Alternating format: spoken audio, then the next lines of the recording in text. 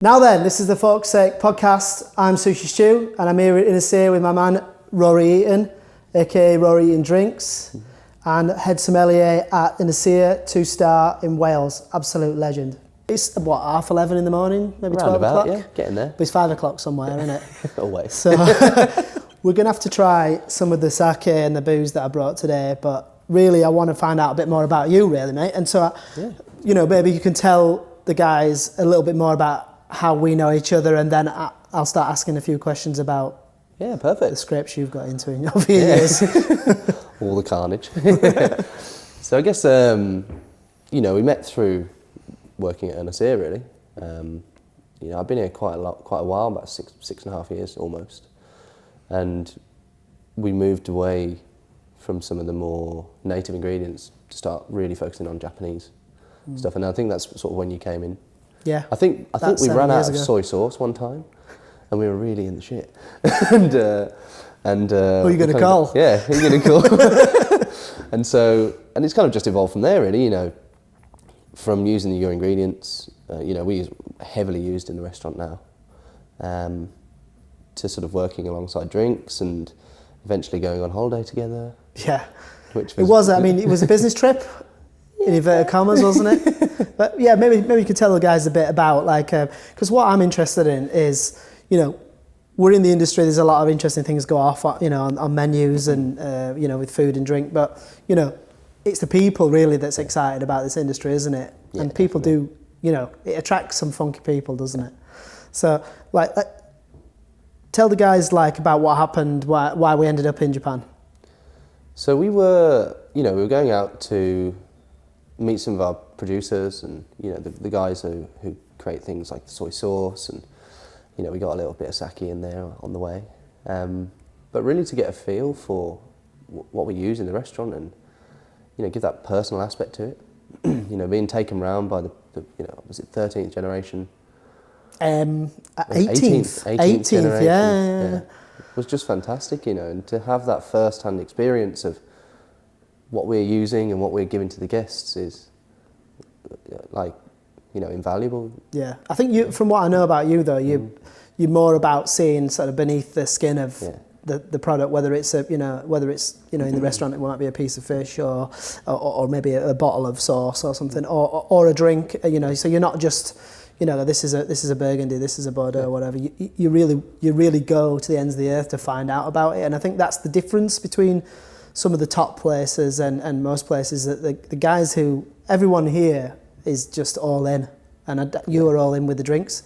Now for me, I find it all really interesting. I just want to find new stuff, and for the fact that you've got probably the best palate in the country is just a nice little weapon for me, really. So that's why we've got all the gear here, really. I'm going to bounce all these off you. But so I remember when we were in Tokyo, and I met you, and I was waiting with one of the people that we work with out there. It was in Umide Yokocho, which is like memory lane. Yeah. And you rocked up in your big baggy jumper, and I was like, yeah, that's definitely Rory. But it was great, and sort of touching on that point previously is finding them stories, finding the provenance of these ingredients, whether it's wine, whether it's sake, whether it's a food source or a food product. Relating that to the customer that's what they want to know. They don't want to know geology. They want to know the interesting aspect. Oh, I tried this when I was in Greater Tokyo, and working alongside that, and like you say, finding the niches, finding the cool, finding the interesting stuff is part of my mantra here. Yeah, I think for me, I've not actually got a very good palate. I don't mind saying it. I really wish I did have. I'm interested in stuff, but the palate's not amazing. So when people talk about minerality, and they talk about things in sort of not technical words, but in sort of very descriptive words, I find it quite hard to sort of to attach that to the thought of it, especially if I'm not drinking it or tasting it there and then. But when there's a story attached to it, it sort of seems to latch on a bit more. Yeah. Kind of gives it weight. And the why is answered as well. Why are they doing this? What when we're talking about the sake, it's why are they bothering throwing half of the rice away? What's the exactly why Yeah, why bother? Why So bother? then that's what we're all one trying to find out. I think we should just really just get stuck. We're never going to get through this unless we get stuck in straight away. We're going to have to start somewhere, right? So we should start, what do you reckon, something light or? Yeah, something light, clean, fresh. Okay. With good distinction, I think. I can see it. The black Lovely. one? Yeah, I think so. Cool, so Tenku, this one's really cool, isn't it? So let's give this one a go. What kind of glass do you reckon we should go for this one? I think, this one for me is touching on these minerality, freshness, crisp, acidity, good body. I think we should hit this. It's a classic sort of white wine style glass. Yeah. When I serve this is the glass I use. Okay. Kind of really intensifies those, key aspects of the sake. Right, okay. It's interesting, isn't it? We were chatting about that before today, how people imagine sake is only ever drunk from little cups. Yeah. I get that all the time. Really, do you? Yeah. So why are you serving this in a wine glass? Right. I think there's, I don't want to call it a stigma, but there's, like a history of sake being high ABV, like really harsh, something you just shoot back, get you slaughtered. Yeah. And actually they're delicate and they're aromatic and I think they need to be treated in the same way. Yeah, I really want normal, in inverted commas, people to drink sake. I don't want it just to be something you have to come to a 2-star to have. And most people I speak to aren't particularly interested in fine food and drink. That's fine, that's most people. Yeah. They just think it's like vodka. They just think you've got to smash it back and get leathered on it. It's not a fine drink. Yeah, so many people I speak to think it's a spirit. Right. But I think sometimes, we could probably get into it in a bit about like these polishing ratios. Yeah. It says 60%, 70%, 50%. People instantly think percent alcohol. Percent ABV. Yeah. Really? Yeah. Yeah, of course. I mean, it is, like a lot of things Japanese, there's a lot of nuance to it. You can't just pick it up you can't like go, oh, I'll reduce that to a bite-sized comment.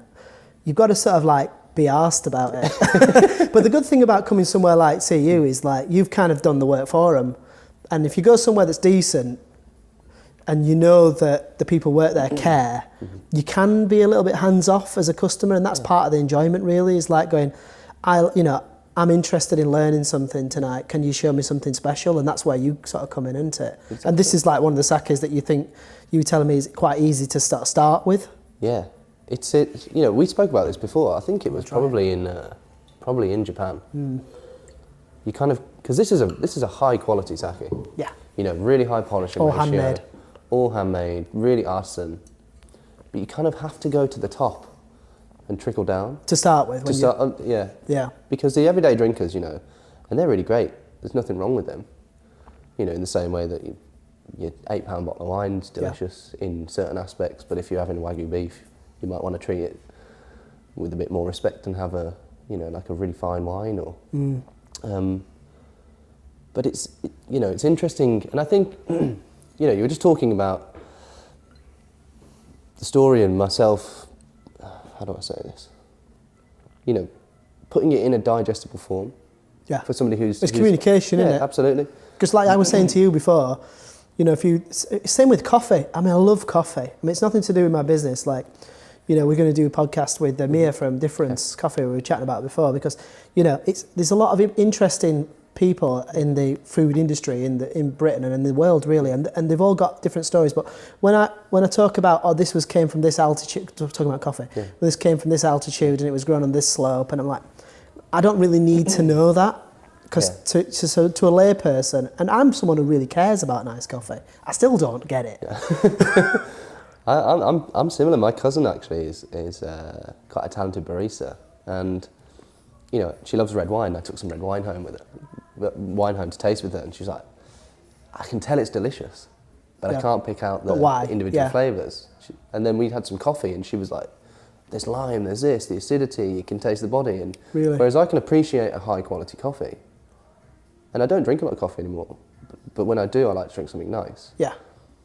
And she kind of showed me how to enjoy it to a better extent and put it into a context that I can understand it. You get that with, I had a cigar sommelier once. I'm that guy. Yeah.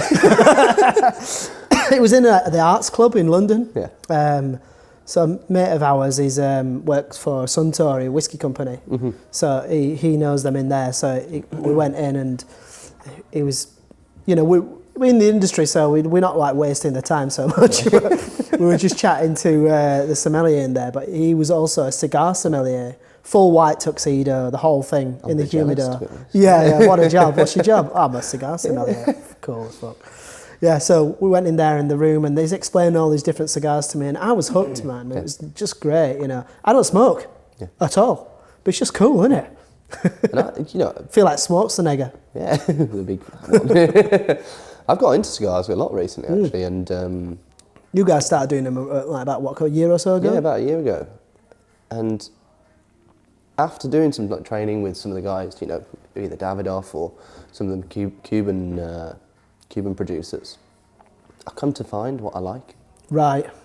And I think that's a really interesting, you know, it's part of my role here at Ynyshir is to find what people enjoy and so you've got to speak to those producers, whether it's wine, whether it's beer, whether it's cigars, whether it's sake, digest that information and communicate it to people so they can enjoy it a bit better. Exactly. So I think a lot of people don't really know what a sommelier does.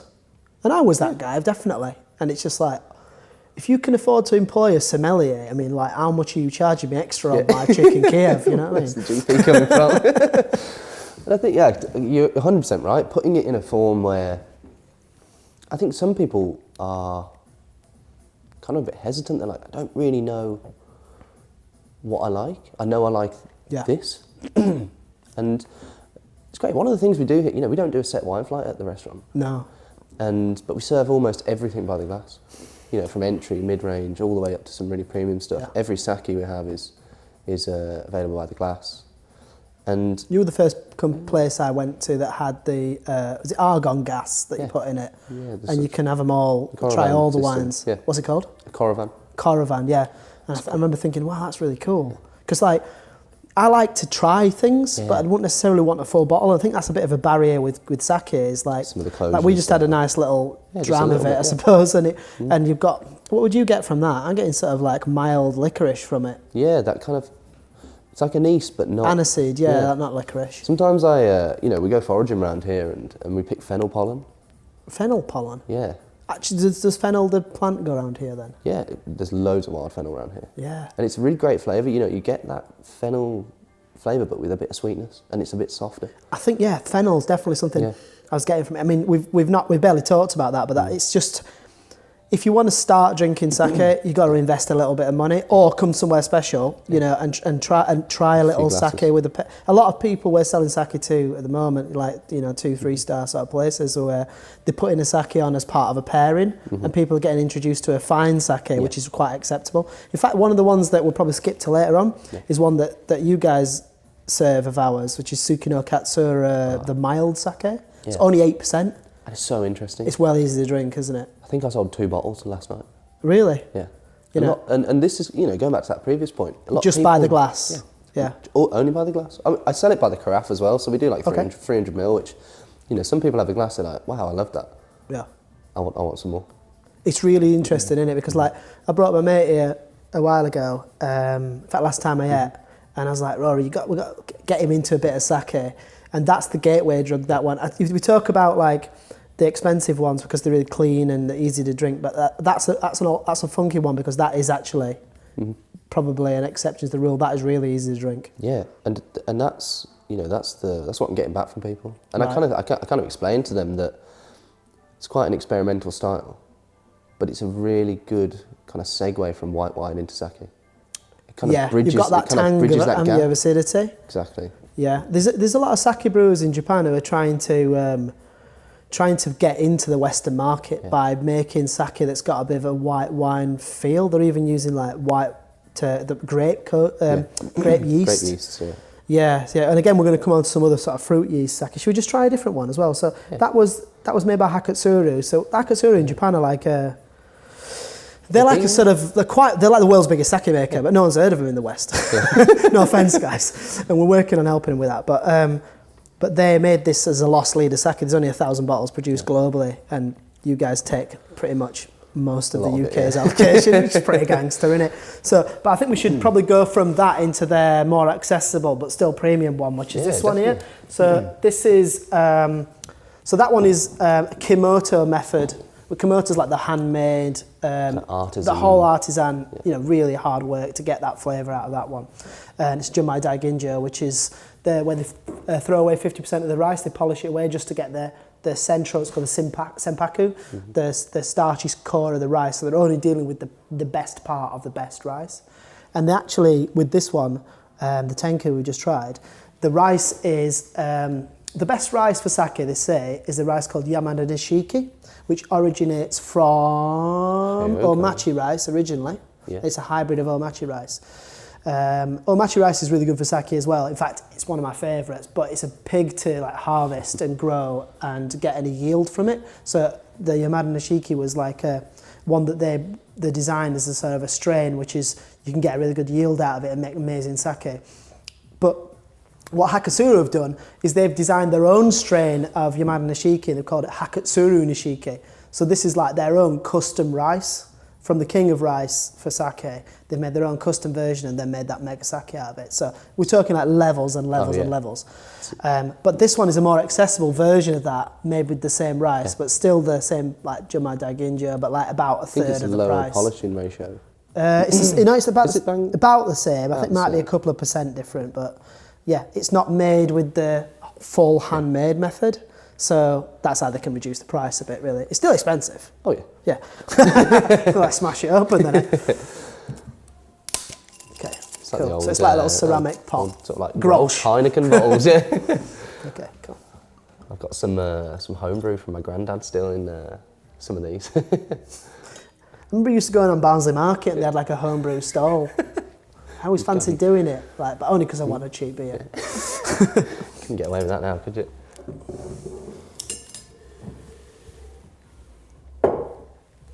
So it's interesting because when you go down in price, I mean, we're only going to sort of taste premium ones for a bit, like, but when you go down in price, they're still good. They're just different, and they're probably, if you're not into sake, they're a little bit more challenging, aren't they? Yeah, you kind of get a lot more of the umami. When people think they're only drinking vodka, I think it's because the flavours that are in sake, they're just not used to tasting. Yeah. So all you can notice is alcohol. Yeah. And steamed rice isn't, unless you're cooking rice. Yeah. Like, how do you describe the taste of rice? Yeah. I mean, it's impossible, isn't it? Hard. I mean, we're kind of blessed because we get some of like the best rice. So some of the sushi rice we get off you is like elite. Yeah. It's up here, and it's distinctly flavoured. There's like a delicate nuttiness. It's almost creamy. Yeah. But your everyday stuff, we're talking about flavours that people aren't used to. And well, this is where that story thing comes back in, isn't it, really? It's like, you've really got to commit a bit of time, of care, to sort of put your head into it, and then you're going to get the value back. Because obviously, when you're trying these premium things, they are a bit expensive, but you're paying for so much effort for so many levels, all the way up the supply chain, from the farmer all the way down to you. Yeah. And the people need to care. I think it's like a bit of a rainbow of people who are care and interested all the way across. It's all got to connect, but everyone needs to earn a living. So expensive. Someone needs to get paid. Yeah. So how would you describe this one compared to the last one? I think with the last one, you can see a distinction in the flavours more. Yeah. Instantly. You're picking out some of that. For me, I get quite a bit of melon in the last one. The previous one? Yeah. Pear, and they're really distinct. Right. This for me, it's a bit more, slightly more mild. Yeah, yeah. Still super clean. It's still an easy one to drink for a beginner though, isn't it? Yeah. But you're not getting those interesting little tangs of flavour like you get in the other one. It's a bit more simple. Yeah, absolutely. Like the last one for me, I get that kind of like, in the same way you're having like a Chablis, that kind of chalky kind of minerality. Definitely. Whereas this one, it seems really cohesive, really clean. And you can see why these kind of things work with oily fish, because my palate feels fresh. Yeah. If I had quite a fatty piece of tuna or, some hamachi belly or something like that, it'd be really nice to cleanse the palate after that. Before there's a bit of dryness with it. Yeah, definitely. Yeah, because they talk about sakes being sweet and being sort of dry. They're only really delicately sweet. Yeah. And I think that's one of the nuances in flavours that we as Westerners don't often pick up. When we think things are sweet, they're like, it's either dry or it's like a dessert wine. Yeah. Or it's like a gummy sweet. and it's sometimes hard to find that delicate aspect. I mean, I was never a wine drinker before I sort of got into the sort of world of fine dining. I was just a pint of Stella guy. I was, it's fine, it's just, that's what I was into. But, wine was wine, red or white, know, but then it's not, is it? No, growing up, my mum was, my mum loves red wine, and it's something that I really enjoy, but, I don't drink it often. I drink a lot more white wine now, but it's hard to, I take nice wines home. Yeah. And sometimes, they're kind of lost on some people.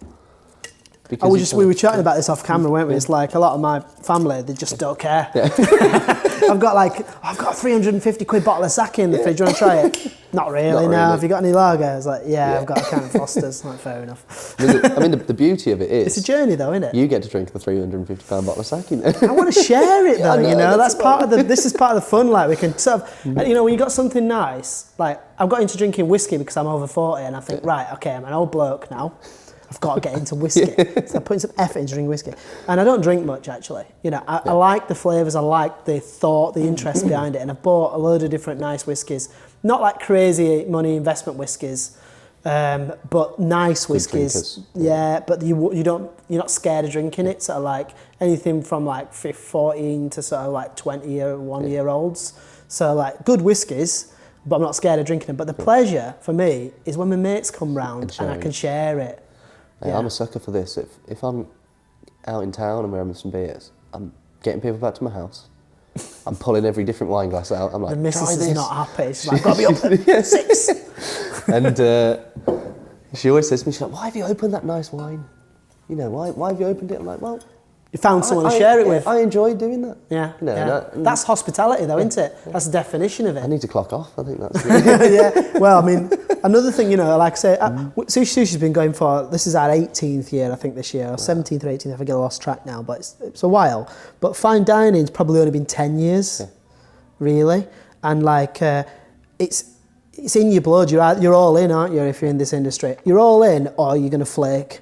It's not for free. You need to like really commit and enjoy being all in. Yeah, and it can be, It's the families that struggle with that, I suppose, really, because they're not all in. It can be hard, especially with, relationships and, like you say, family. I've missed quite a lot of, family holidays and birthday parties, significant events, but like I say, I'm committed to doing this. I know. Yeah. And that's the downside for your side, because you're working all the Saturday nights, Friday nights, and you're working all the bank holidays.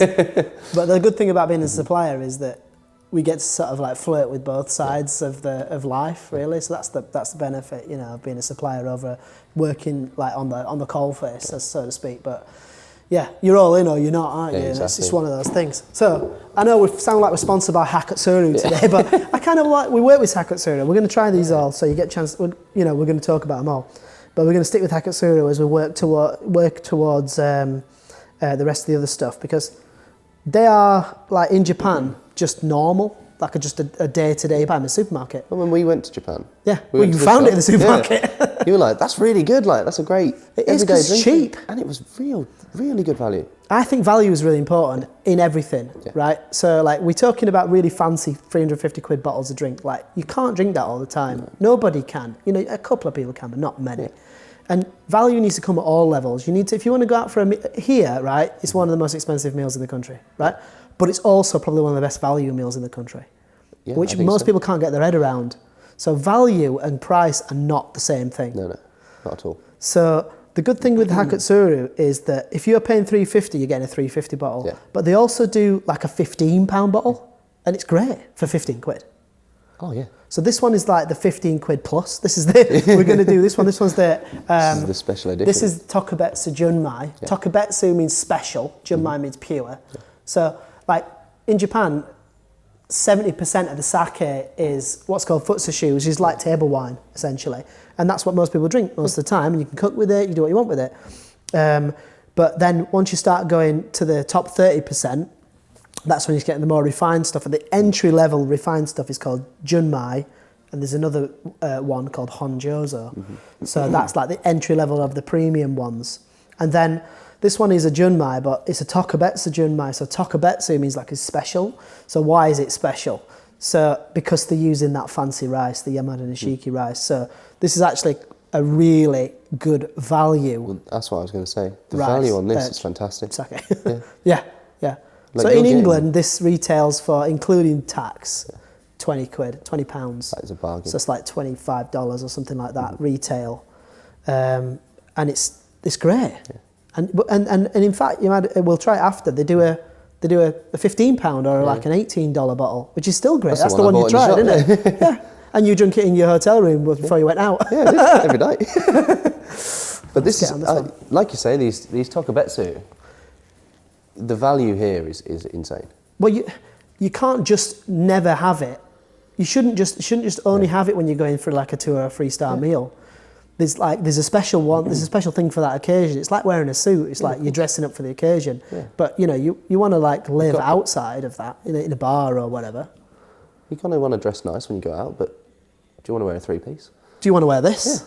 Yeah. I'm going to wear this in Aberystwyth later on and see how I get on. It's see if I get bricked. Yeah. We get some funny looks, I'm sure. This like going back to value. Mate, it's great. This is so good, and this is not everybody who goes to a 2-star restaurant or a 3-star restaurant. Yeah. Has the kind of coin to splash £600-700. Well, the meal, the price of the meal, you're topping out. Most people are topping out on that, and they think, do I want to spend the same again on wine and drinks? Of course. But you get there, you're like, I do want to have a drink, I want to enjoy myself, but I don't want to go crazy. Yeah. And that's why these sort of things come in. This is like the perfect sake for that. Yeah. A lot of people, save up for a long time, and it's done for a special occasion to come here. Yeah. And when you can offer something that's, really good price, but also really good quality, they don't feel ripped off. Do you feel like, just talking about the industry at the moment, and it's 2024 now, 2024, so it's a funny time because we're at 23 was all about cost of living crisis, 22 was about Ukraine war, which is still going on, obviously, but it feels like the people who probably,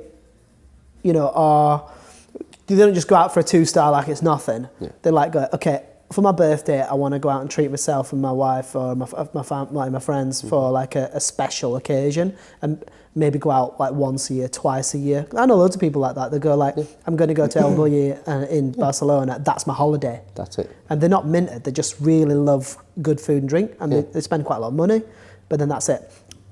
Do you find that those sort of people have kind of fallen away with the pressures that people are feeling at the moment? Because you guys are open to everyone. You get billionaires and you get flipping pot washers. Yeah. It's like a Mecca pilgrimage for people, isn't it? Are you losing the sort of bottom end of like affordability because of that? I think we get, like you say, we get such a range of people coming here. Yeah. And one of the other things to do is we've got an industry table. So if you're under 30... That is great. I remember you saying that. Was it on a Thursday? Any day of the week now. Originally, I think it was just on Thursdays originally. Yeah, but now like a hidden table, didn't you? It felt folded out of the wall originally. We kind of we thought, this is great. I mean, we turned that into a wine section now, which I'm really happy about. Because it means I've got some space to work with. But now it's any day of the week. If you're in the industry, you can prove you're in the industry, we're going to give you for half price. Because, I mean, that's generous. Yeah, big time. If everyone knows about gross profit in restaurants, slim. To give half price is nuts, It's mate. real slim. It's almost free. Yeah.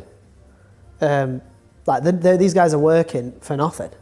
Yeah. So you got to flipping, pay it and come. There's no excuse. I mean, geez, that is so generous. And I think one of the great things, we kind of talked earlier about how working Saturdays and bank holidays in this industry is hardcore. I mean, about a year and a half ago, Gareth took a really bold move to go Tuesday to Friday, not Wednesday to Saturday. Yeah. And that's been a game changer, not only for the staff, for myself. I've missed holidays, but now I'm going to birthday parties. Yeah. And getting time to spend with your family, but also being able to go to other restaurants. It's quite clever from a business point of view as well, actually, because you're going to retain quality people. Exactly. But it means that, we can now go and, we're in the middle of nowhere, man.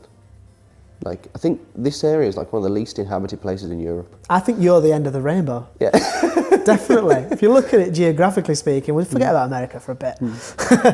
This is the far, far west, isn't it? Yeah. And that's why I always wanted to take you guys to Japan like we did last year, because that's the Far East, and I wanted to sort of connect the two places that were really far. Not just Tokyo, but we went out into Nagano and went up to Tsukuba in Chiba. Some of my favourite time there, that way. actually.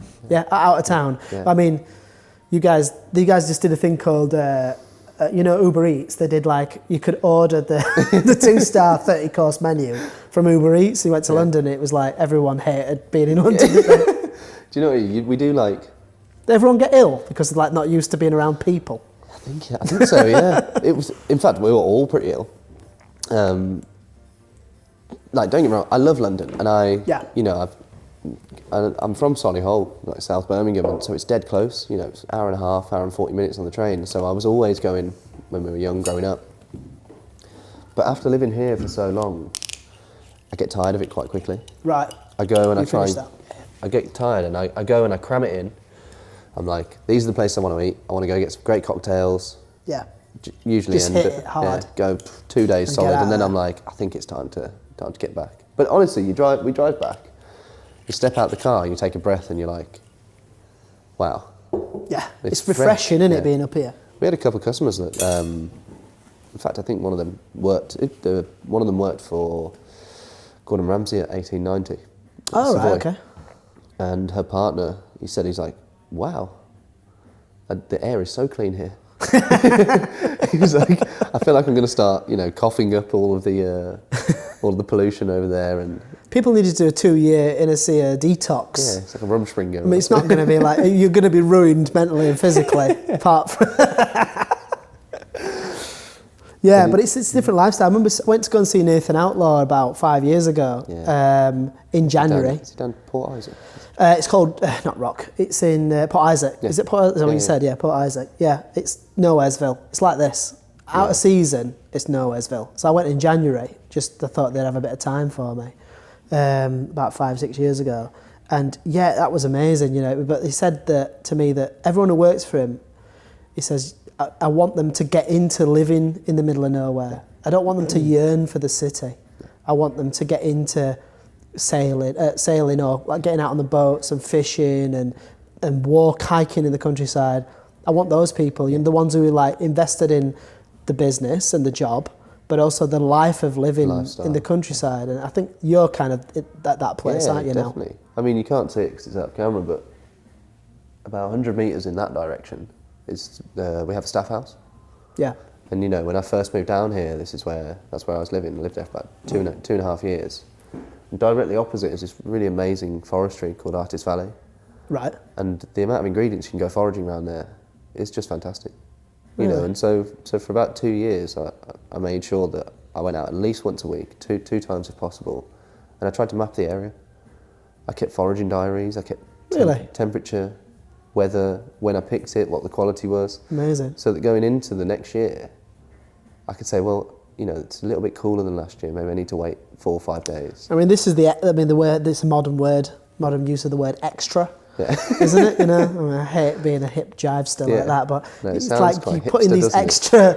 You put in a lot of like stuff that most people wouldn't do. They might think, oh, I'm living in the countryside, so I'm going to go and get out and experience it a bit more. But you're keeping a journal of what plants are growing where at what time. It's another level, isn't it? But I mean, if everyone sort of like just stepped their game up a little bit better, I think it ultimately be happier people.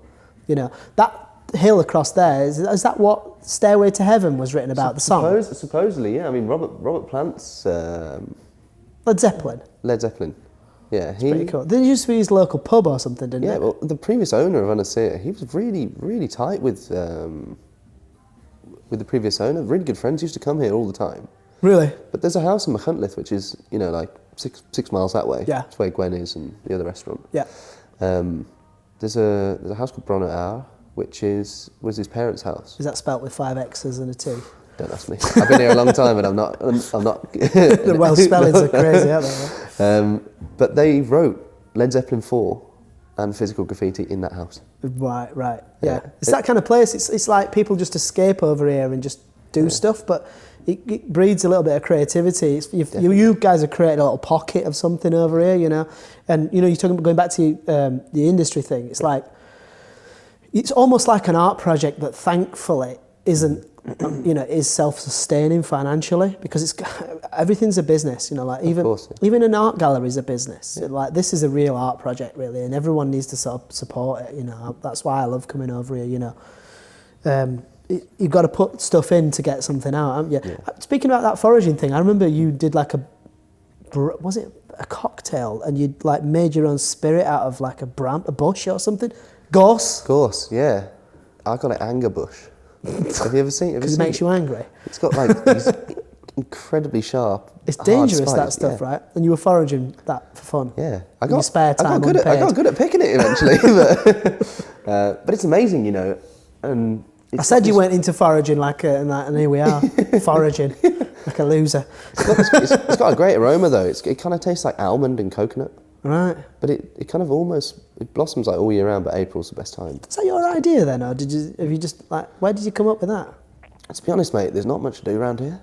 The nearest shop's like 7 miles away. But some of your like infusion sort of style drinks that you make, like before we came in, we were having a bit of a gas about stuff, and he comes up and he goes, "Try this sticky toffee pudding liqueur." Like, what are you talking about?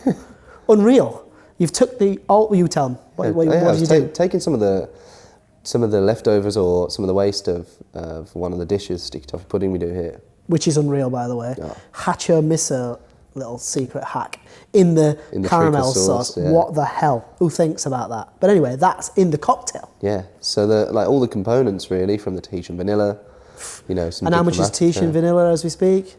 Per kilo? £500 a kilo, I think. It might have even gone up. It's crazy. But it's special. And that's one of the things, like talking about sake, talking about rice, talking about these, premium ingredients. I thought vanilla was vanilla. Yeah, it's just cheap ice cream, innit? Yeah, but it's not like. And now you try Madagascar vanilla. Yeah.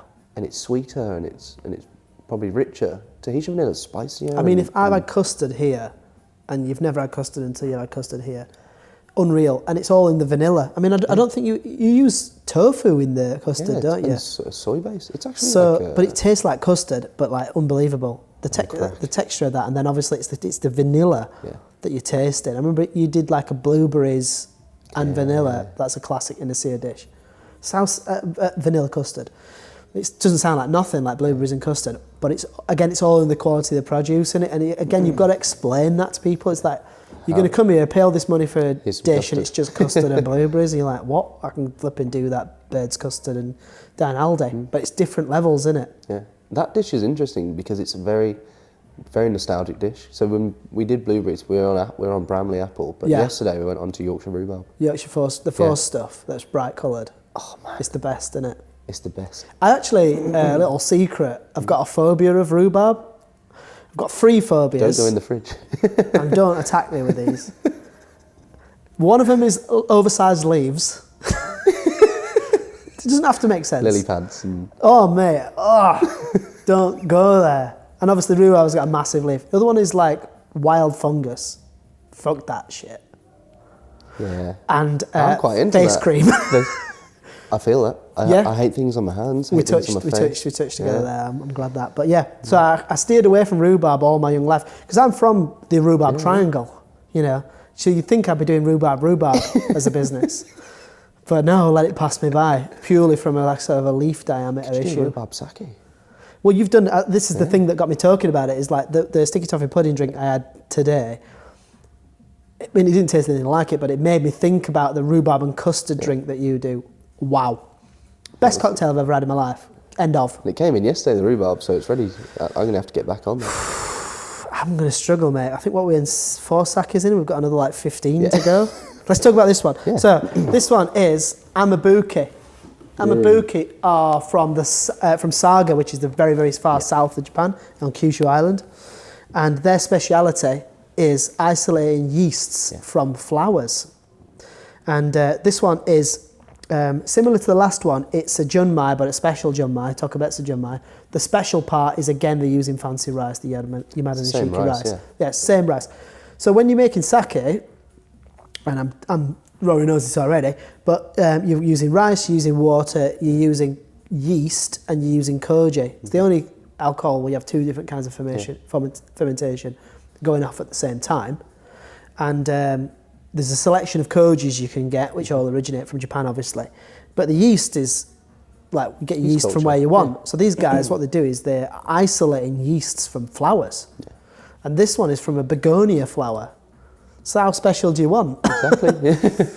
Well, they've got quite a good range, haven't they? And it's, what's interesting, I think, to touch on, these guys, I mean, correct me if I'm wrong, specialise in non-junmai sake. They, apart from this one's a Tokubetsu Junmai, they do a bit of a selection, to be honest. Kind of mix and match. The big speciality with Amabuke is that the flower yeast isolation and the experimentation that they've been doing with that. Yeah.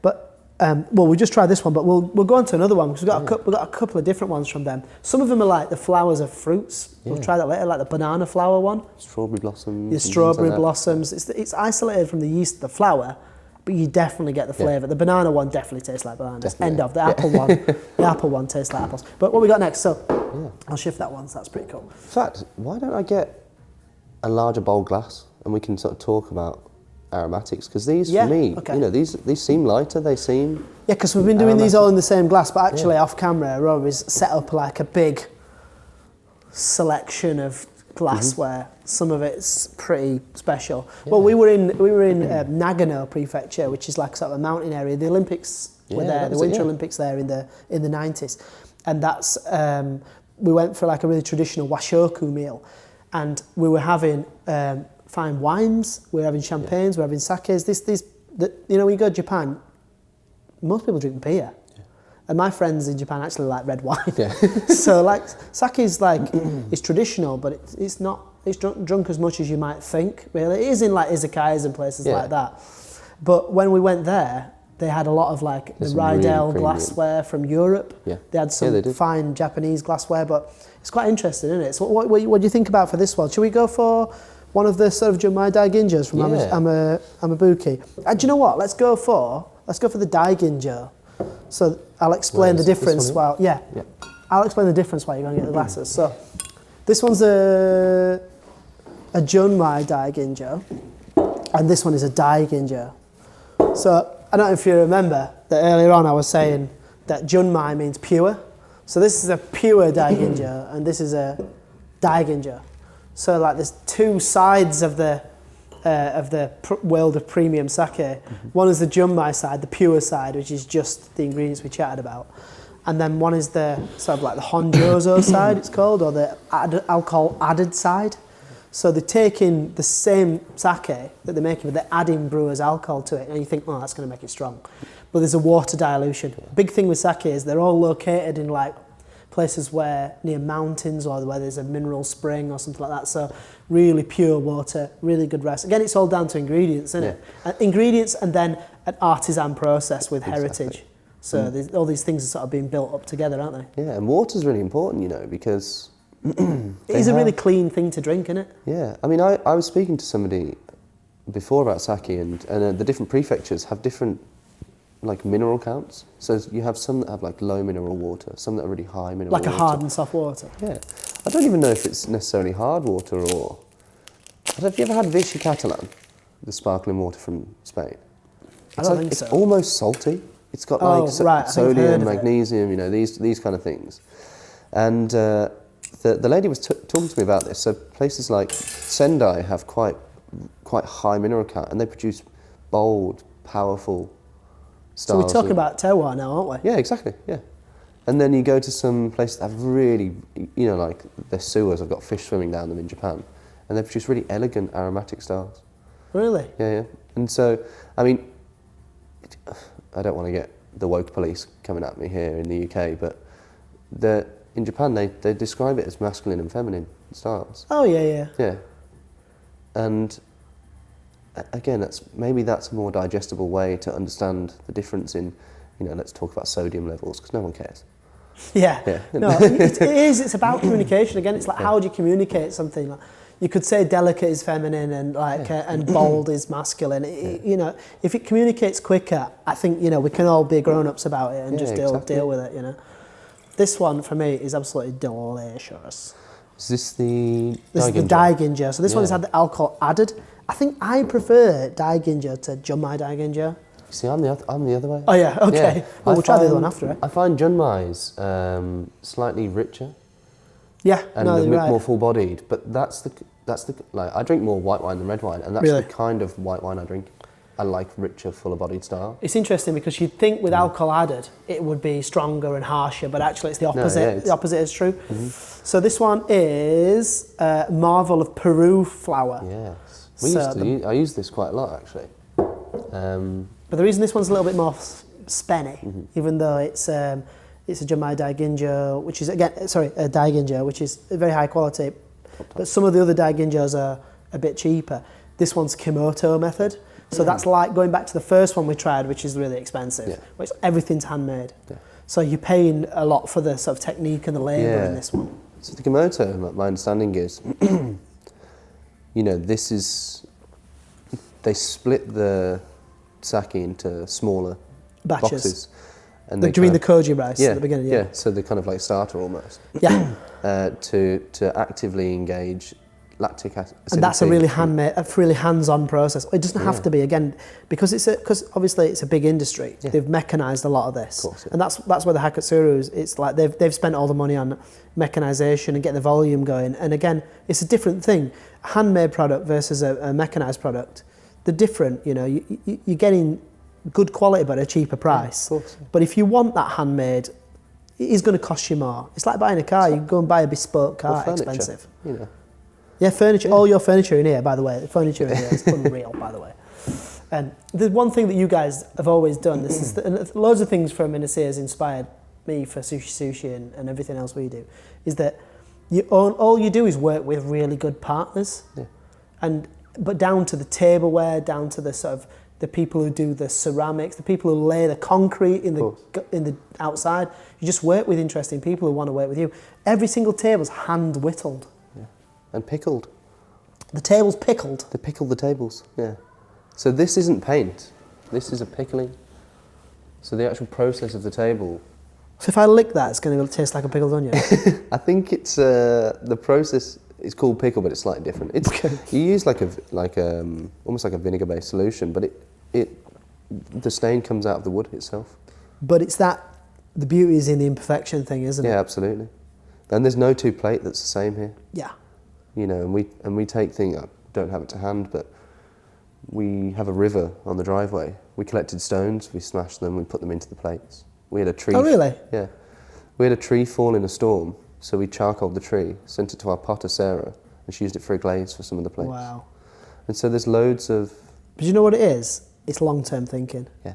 All of this is none of this is desperate shit. I've got to flipping pay the bills and we're going to close next week. Yeah. This is all this is going to be here forever. Yeah, and it's quality, that's the thing. Yeah. You don't mind spending the thing is, it's ultimately that's cheaper. If that lasts 50 years, that table, or 100 years, then that's cheaper than buying one from IKEA every couple of years, isn't it? Absolutely. We do need to get a bit back to that, my kids, I've got kids, and they're just into sort of they want to buy stuff from Shein and Temu and stuff like that. It absolutely kills me. It's like you don't need to do that. No. Just buy something decent. These coats, right? They're old school, man. Didn't know if you noticed we were wearing some coats. I suppose people who might be just listening to the audio version of this, we've got massive fur coats on. Yeah. I'm absolutely boiling, by the way. I was thinking my ears must be bright red. But these are the real deal. Again, talking about woke police, these are real fur coats. So, but these would last 100. These are 40-ish years old. Oh, these were used. These were second hand. Yeah, we didn't buy them new. We bought them second hand. Did you? Yeah. Where'd you get them from? The Swedish fur company, I believe. It might be on the inside. I saw that. I thought it was some sort of Scandinavian or German or something. Yeah, they're old school. Oh, really? Yeah. They're the most you see anyone who's been to Ynyshir, they just get a picture of themselves wearing the fur coat. It's part of the vibe, isn't it? If people don't, I tell them they really should. Yeah, they really should. I definitely agree with you on that one. But it's actually on that, some of the cutlery, some of the first sort of whittled cutlery we used with a local whittler about 7 to 8 miles away. Yeah. I want some of those for my house, the little spoons. Yeah. So that's a traditional cowl spoon. It's a traditional Welsh spoon. Like scouse is actually a soup sort of. Yeah, broth. like a casserole thing. So cowl is kind of the same, and it becomes sort of cowl. Cowl. I think it's CAWL. Ah. And depending on where you're from, very much like dialectical language in Wales, you know, you have a different type of cow. But around here, it would traditionally be lamb and swede. What? Lamb and swede. Oh, the food? Yeah. Yeah, sure. But that spoon... In a casserole or a soup Yeah, or in something. it was like a soupy Yeah, broth, yeah. stew kind of thing. But those spoons are the traditional cow spoons, and they're actually made from Welsh walnut. Wow. So Welsh walnut is a protected tree, you can't fell them now. But he inherited it off his granddad. It's like 80-year-old wood or something. He's got spare wood lying around. So he had it that he'd taken from a couple of generations behind. That's amazing. And it sort of talks about what you're saying, you know, these processes, you know, they're getting lost. And again, we were kind of talking previously about how the younger generation are taking a move back towards that. Well, you say that. Yeah. You know, we talk about the people don't know how to make these techniques are gone. Yeah. Well, the soy sauce barrels, they can't make them anymore. Yeah. So, like, we went to the soy sauce place in Japan, Shibinuma Shoyu. 18th generation maker, Mr. Shibinuma, took us round, which is a legend. And they've got the most barrels of any producer, which means that they can do the real original OG soy, and also they can do some stuff that's not crazy expensive. So they can do artisan stuff, and they can do a bit of business as well. It's going to be more expensive than supermarket soy sauce, but again, value at all levels. Exactly. But I don't know if you remember, we went to a trade show in Tokyo, and we got a photo with a friend of mine who runs a koji making company. Was that in front of the barrel? In front of the barrel, right? So what is that barrel? I've since found there's a guy who's restarted the barrel making industry and knows how to do it properly. So I know it sounds silly, but there was no one alive who could remember how to do it. Yeah. So, because they're all they're tongue and groove, there's no glue or anything, they're all held together, they don't leak. Yeah, you can see the woven pattern kind of ringing and then the band around. outside is like bamboo woven, So he's doing them traditionally. Oh, wow. Bespoke, brand new. So obviously crazy expensive, but just from a labour point of view, these people don't earn a lot of money. No. They're just real craftsmen. But he's started doing it again, so that actually is coming back around. And he was on that trade stall, and I've seen him fit in some miso companies in Japan with brand new barrels. The barrels have like an upstairs to them, don't they? Have like a platform. Yeah, you kind of like two levels. Yeah, you feel like it's like a barn, isn't it? The downstairs is like loads of barrels just on sort of like stones or whatever. And you go upstairs, and then there's like a platform at the rim of the barrel. You walk around. So you can sort of look into it and stir them or whatever. But they build that whole infrastructure by hand now. What was interesting was, for me anyway, it was when we were in there, the two levels, the different smells. Okay. So this is where your palate comes in, and I'm like, oh really?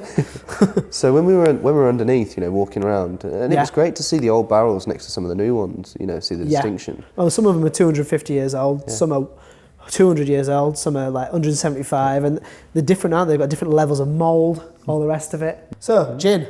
Let's do it. Neat gin. Neat gin. So, have a smell of this one, and you talk to me about the smell.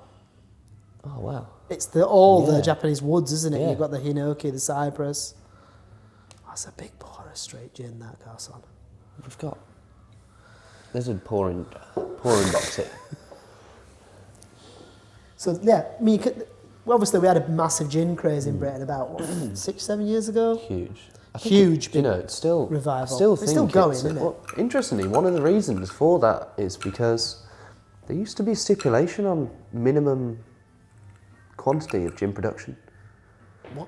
You got to make enough. So you had to make a minimum amount of bottles or minimum volume. So this is why this revolution of small artisan distilleries came around, because they scrapped the law, and then everybody's like, I can make 10 bottles. Okay, right. Yeah, so you can't be a distillery unless you make 1,000 bottles to keep out. But I think it was that was probably from when people used to make it in the bath at home, right? Yeah, probably. Yeah. So there was this really high. The market was kind of dominated by large distilleries, and then this law's been scrapped, and all these small places. We work really closely with the Dovey Distillery.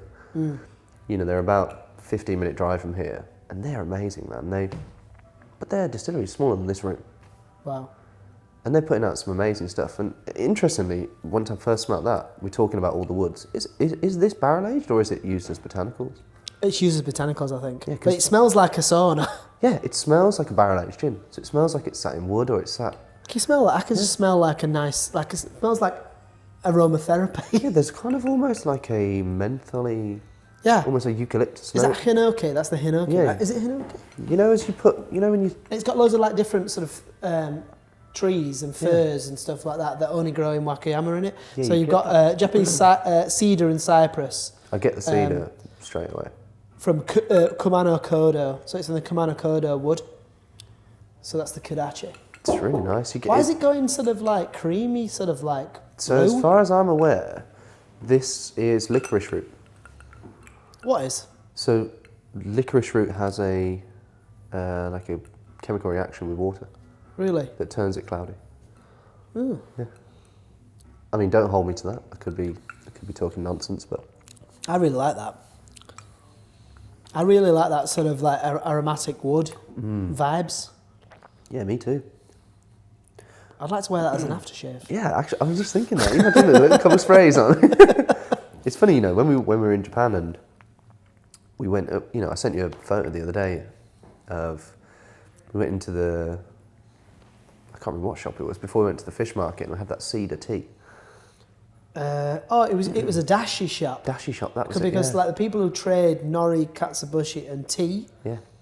they're all essentially like trading companies and they all kind of they work together. So if you go in for Intermingle. like buy katsubushi for making dashi, they'll probably sell kombu, nori and tea. And they had like a tea section with some samples yeah. in, didn't they? It was on the way to the Tsukiji.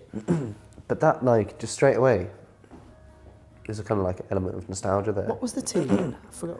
I'm sure it was cedar leaf? Cedar. Cedar or cedar leaf, it's one of the two. Might have been, because I sent you ages ago a maple, mamiji, Yeah. mamiji, the maple leaf tea. Man, that's so good. Is it? I've been playing around with it. In fact, I was trying to kind of do a bastardized Manhattan. All right. What's Manhattan? So Manhattan's a whiskey-based drink, Okay. typically with American whiskey, Right. bourbon, rye, or any sort of combination. Yeah. Sweet vermouth, some bitters. Was Pernod vermouth? No, like a Rosso, like a Martini Rosso. Martini as, Rosso, as okay, you, sure. as you probably know it. But some of the really beautiful kind of red fruit flavours from that tea, I thought, why would I dilute it with water? Why don't I use the maple leaf tea? Right. And start playing with some of the Japanese whiskies, some that are a little bit less towards like the appley side or the smokier side, and ones that use the red fruit notes. In fact, I ended up using the Yamazaki 12. Okay. And it was really cool, man. And so that's why I texted you. I was like, when can I get more of this? But I thought about even get like random things, and the thing is, that's a good thing about what I do is like I find loads of cool stuff. Yeah. No one knows what to do with it, and that's that. But it's all in the back of my head. Then you send it in a box to us. You guys are really open to stuff, you know. Most people, the difference between you guys and a lot of people, right? You know, listen, tune in, kids, right? Because the reason that these guys are number one is they work that hard that they spare time for other things. So you've always got the ability to chat about stuff outside of what you're doing currently. I always find that. Like you've got time to do I did like a 3-hour training session with you last time I was up, and the whole team had got time for that, and the ability to have that extra time to do these extra things like you foraging for your ghosts to make them cocktails. That's the reason this place is like number one, I think. I think another thing as well, we were talking about living here and living in the middle of nowhere. Like, Right. we have no neighbours. Yeah. You know, there's nobody, we're not fighting for somebody else's customer walking past. And what that actually really does is, and I don't know if it's for everybody else who works here, but certainly for myself, is a total focus on what I'm doing. I don't care. I actually don't follow like any restaurants. I've never read an article about us, to be honest. I've never read a TripAdvisor review. And what I do is I just focus on what I'm doing and trying to better that. And I have this process every time, like, is that the best way I could have done that? Or not necessarily the best, is that the quickest? Right. Efficiency. Yeah, you know, because, you know, I heard this thing before, like Google hire lazy people. Right, Because they get to the end goal the quickest. Interesting. And you don't always, I don't think you always need to have the longest, most laborious task. Well, this industry is like based on the backs of people who want to do 100-hour weeks, isn't it? Yeah. Oh, absolutely. But actually, you know, every single time I think, you know, what's the efficacy of what I'm doing? Yeah. What's the outcome of all this effort? Yeah. Do I need to spend 10 hours doing that, or is there a better way to do it? And it's like simple things, you know, like when I'm walking past, can I grab something on the way? You know, that saved me 10 seconds over the course of 6 months. That's 2 hours for me to play around with some ingredients you sent me. Yeah. You know, and I think when you have that kind of mentality, and like you were saying, you know, I mean, it was touch and go after that training session. Everyone was like, we got to get into it. we got people arriving in 3 hours. But you kind of work, I think you... But you know you can handle better. that because you're efficient when you do actually get into it. Yeah. You're under pressure, but you're not under pressure that you're going to fail. Yeah. Yeah, absolutely. I think we find when you've got less time or someone's off ill, everyone steps up. Yeah. And you I came and did have that to. stage when there was no one here. He basically was like, everyone was off with COVID. I think I was off as well, actually. Right. Yeah, I came and did like, I don't know, not quite a week. I think I bailed about halfway through. It's so hard. You were just DJing in the end, I think. Yeah, just doing my bit. Just on the jungle side of things. But yeah, it was just like, it needs doing, just get on with it. And that teamwork that you guys have got is just like, it's enviable, you know. You don't come from nowhere, you know. So it's everyone's got to be like helping each other. Everyone's got to be in for the sort of shared cause. And if you live in the life, it's like, well, what else have you got on? Yeah. Let's do it right. Yeah, absolutely. Should we try the other let's gin? do it. While we're on it. I'll shut the other bit away. This reminds me of, there's a really great American gin called St. George. And they do like a forest gin, and it's really piney, and like they use all the botanicals from this forest. But I like that, you know, I was talking about the Dovey Distillery. Apart from lemon and juniper, everything is foraged in the Dovey biosphere. I think you want to taste the botanicals. I think, like, I know gin is gin, right? But if you're not buying a supermarket gin where you're going to put like tonic in and just get smashed on it with a bit of lemon in it, you want to be like, why am I paying a bit extra for it? What's the character around 40 it? to 60 quid for a bottle of something, I want to know why. Yeah. Or I want to be able to, or even if I don't know why, I want to be able to taste it. Yeah. I mean, it might be IKEA pine. You never know. But it's not. So this one is that one's Kodachi, so this one's Kozue, sorry. So we've got in this one a few extra funky things. We've got a bit of mikan in it. So we've talked about mikan before, which is the extra large citrus fruit that looks a bit like an orange, but it's like a massive satsuma essentially. You know, like orange is quite sour, sharp, isn't it? And satsumas and mandarins are quite soft. It's like a large, soft satsuma. So the peel from that, you've got some umbrella pine, which is native to Wakayama as well. Oh, no way. Yeah. I've not even heard of it. Yeah, we're going to look after you today. Look at that. Let's have something a new. It smells more like normal gin, I would describe this one. Because that one was really woody and... Yeah, I really like that one. Yeah, For me, me that too. was like, that tasted like, okay, this is different. That's the niche. Yeah, I like that. So let's try this then. I think it's won an award, but I'm not sure. I'm giving it an award. Haven't got the stickers yet. Giving it an award right now. Yeah, straight away. That's wildly different. Yeah. Same company, but like they've got to do different things. I think they do 3 gins actually. These guys. Yeah. So these guys called Nakano BC. So the BC stands for Biochemical Corporation, which doesn't sound so The sexy, abbreviation's does it? a little bit more delicate. I said, why have you called it a biochemical corporation? It sounds horrendous. But again, that's because it's an English. It's an English word because it's BC. It's in English, but they're just sort of experimenting with, the chemistry of flavour essentially. So it sounds like you're buying like a chemically made thing, but they don't mean that. It's like almost that sort of like the Heston Blumenthal, like that world of like we're getting into the details of it. Yeah. How can we do something different? Exactly. Yeah. So they're mainly umeshu. Well, no, they're not mainly umeshu. They do all sorts of stuff. You really get the peel. Oh, it's totally different. Yeah.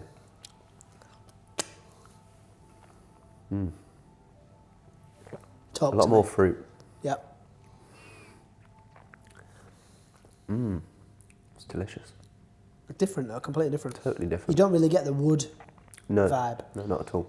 The other place to me, the other one to me tasted like an aromatherapy session. Yeah. You're waiting on a massage and there's Yeah. some hot stones with something being poured on. Yeah. Some essential oils. And My favourite gin is the Boatyard gin. Have you had that one? I don't think I have. Yeah, it's like it's a navy strength or whatever that is. You know, it's a strong one, but it's just delicious. I'm a bit of a gin martinis, top 3 cocktails. What's in for a me. gin martini, Rory? Gin vermouth. Right, okay. Yeah. It's literally just that, is That's it? about it, yeah. I like it really dry, but like this would be really good for a martini. It's very Okay. clean, it's quite distinct flavour. Yeah. But I don't drink gin and tonics very often. Right. I'm a bit left field. I like a brandy and tonic. Brandy and tonic. Yeah, it's delicious. I've started drinking Grey Goose and sparkling water. Because you know when like you've been drinking too much and you've had enough. Well, this is me. Like, I've had enough. After 5 pints, I'm like, I'm going home. I struggle with beer now. Yeah. I get to a point and I'm like, I'm gonna have to have a whiskey. But I get yes. Yeah. But for me, whiskey's later on. Whiskey's when the acoustic guitars are out. And I the just got a new fire's on. guitar actually. I'll be doing that this evening. I Oh reckon. mate, I can play Sweet Child of Mine behind my head. Yeah. Not joking. Party trick. But the Grey Goose, I think, is my favourite vodka. Yeah. That you can just buy quite freely. It's a little bit more expensive than Smirnoff, but I think it's nice. And then with the soda, I just think it's like drinking water, like to refresh yourself. But you're still on the train. To get a buzz. Yeah, you're still on the night out train. You can either come back to drinking other things, or you can get on the harder stuff like the whiskey or whatever later on. But whiskey for me is like late night. Yeah. I love a whiskey. It's saying that though. Me, again, to talk about my friend Jake, if we go out and... Jake's a sommelier. Used to work here as a sommelier, but now he's a sommelier at Gwen. Yeah, We're going to go to Gwen after we finish the podcast, actually. Yeah. So Ynyshir, because Saturday today is actually closed on a Saturday, believe it or not. We chatted about that earlier. But the good thing is, because Gwen's open on a Saturday, the team can go out for a drink in their own place. Yeah, so hopefully we can get there for some food as well. Yeah. I know they've put on some extra dishes for us, so there's a new table. There's a new table. We've had a new table. We had these kind of low, sort of wooden coffee tables, similar to some of the furniture in here. But we've got like a proper sitting. You could stand around it as well. And it's kind of just opened as an overflow for those guys. Yeah. And I think somebody's going to have to test it out. We can do that. We're testing a lot today. I feel like because we've gone on to gin, to go back to sake feels like a bit... We might have to take some of these sakes over to Gwen. That's a good idea. And help the guys out down there. Because it feels like we're moving into liqueur territory. Yeah. You know, I mean it's like 2:15 in the afternoon. It's getting late. It's getting late. So, What do you think? Should we go for a liqueur? yeah. I think What are we talking about this? Because we've just had a gin with Mikan. Right, perfect. And get we've still me got some ice because I think we need a bit of ice. Yeah. So this one is the company's called Sekai Ito, and they make sake, but they also make liqueurs. And this is from the trip that I went to over the summer last year in Wakayama. So Wakayama is like really mountainous countryside sort of place, just east of Osaka, like a little peninsula. It's quite a big place. And it's where most of like the umeboshis are grown, so you get a lot of like liqueurs from there, like umeshus and stuff like that. But they also grow all sorts of different fruits. The white peach, mikan, and mikan is the large orange, or a large orange citrus fruit. And these guys, they make sake, but they also make liqueurs. So what they've done is they've decided to make a premium version of all their liqueurs, and we've gone for the premium version.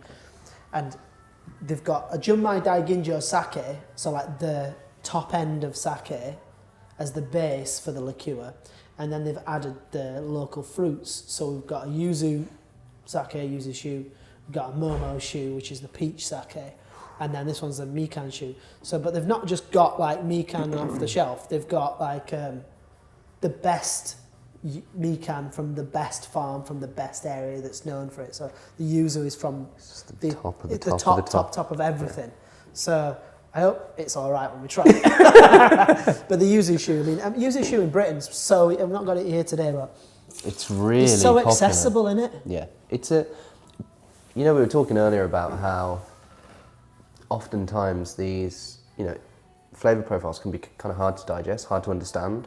Yeah. Yuzu is one of those flavours that it's very similar to what we know. Yeah. And people love lemon. Yeah. It's like lemon with extra. It's a bit more aromatic. It's kind of like an amalgamation of. It's got more depth than lemon, I think, hasn't it? I kind of describe it to people as it's kind of like 5 citrus fruits in one. It's not fresh as lemon. No. It's lower down, isn't it? Yeah. It is different, isn't it? You get these kind of grapefruity kind of. Yeah. Bitterness. I believe that things like tangerine was a mutation from yuzu originally. Well, we always think that fruits are just like, you've got apple, you've got pear, you've got potato, which is not a fruit. But really, there's so many different variations. Strawberry's a big one for this. Big There's time. so many different variations. Apple, of course, the same. But in citrus fruits, they kind of like they're a little bit inbred. Because the acid's high, Yeah. you can kind of mask the aromas and the true flavours, I think. Yeah. But you've got such a spectrum of flavours within citrus, and really, like, is a satsuma different to a tangerine? Is it different to an orange? Is it different to a mikan? They're on that same sort of like world, but they're all different. But the mikans tend to be pretty big. I love mikan chips. I quite like. I said it tastes like flipping Kiora, essentially. It's like a blast from the past. Yeah. So usually because it's got fruit blended into it. I'm pretty sure there's gin in there still. Okay. Well, we'll see how we get on with that. I've got one here. Yeah. Let's give it a try. It'd probably be quite nice together, to be honest. Definitely gin in there. It is quite nice, actually. Yeah, that is a fresh I'm one. going to chuck it away now. Because we have had enough gin. Okay, and keep the ice. Oh, it's good. It smells incredible. Yeah, it does, doesn't it? Carrot. I'm getting carrot. Yeah. Carrot and orange is great. Carrot and Calippo. Yeah, Calippo. You know the shops? Carrot Calippo. Is it carrot because it's like bright orange? I don't know. It's pretty cool though, isn't it? Well, it's interesting. When we went to the trade show in Japan, there was a stall that had just citrus fruit juices. Oh, okay, yeah, sure. And again, talking earlier, we were talking about how having things side by side is really beneficial. To say, well, a mikan's different from a satsuma, it's different from an orange, it's different from a tangerine. But only really when they're truly side by side can you get those kind of slight differences. Yeah. And so, but they had some of the sadachi, they had some of the, yuzu, some Japanese sort of limes. And mikan was one that I pulled out every time. I was like, it's just something a little bit extra to it. I think the reason we don't sell much or import much mikan stuff is that because orange is so prevalent in Europe, it's been devalued. Yeah. So people just don't want to pay a fortune for a premium orange. Yeah. But do you know what I'm getting from this?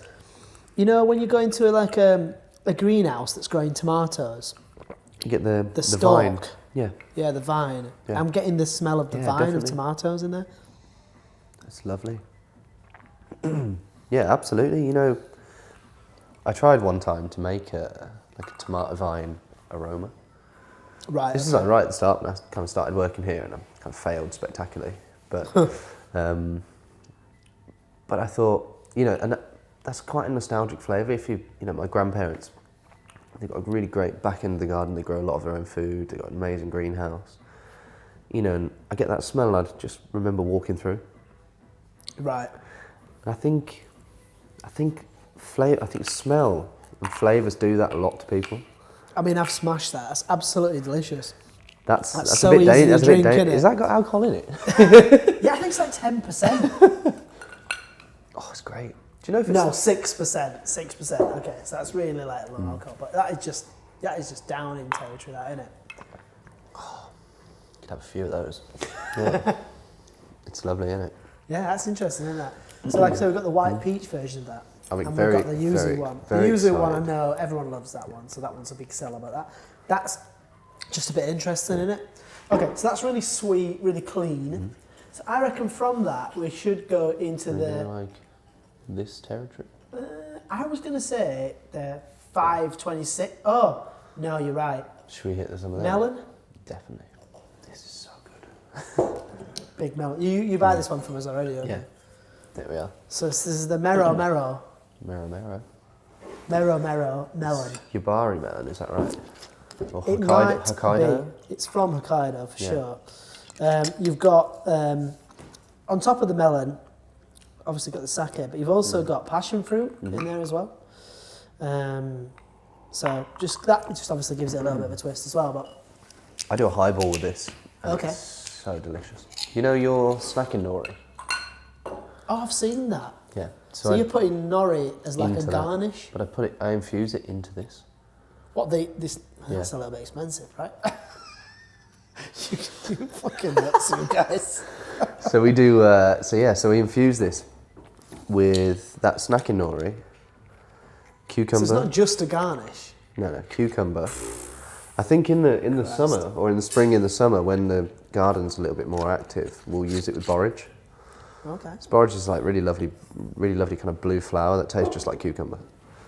I can see cucumber going well. So I do nori, cucumber, and then we top it with Vichy Catalan, which is like a really high mineral count. It smells like sweets, doesn't it? It's good, man, isn't it? In fact, Jake's doing a melon daiquiri down at Grenham with this at the moment. I think we should release a vape series that's flavoured with these. Yeah. Mikan vape, Hokkaido melon vape. I think you're onto something there. That would I think I have definitely that sell. smoke pouring out the panoramic roof of my car. Oh, man. Quite a lot sweeter than the last one. Yeah. But you've got that melon sort of like fresh sweetness. Definitely. I think they add a bit of sugar to it as well, don't they? They must do. This was, it's interesting because I don't, like melon is something that I don't really like. Right, like okay. Cantaloupe or those kind of styles. Honeydew. Honeydew. I really don't like it. Really? But I love watermelon sweets. You know, the kind of fizzy, triangular shaped ones. Well, it's like orange flavoured sweets and an orange. They're different. They are different, aren't they? Yeah.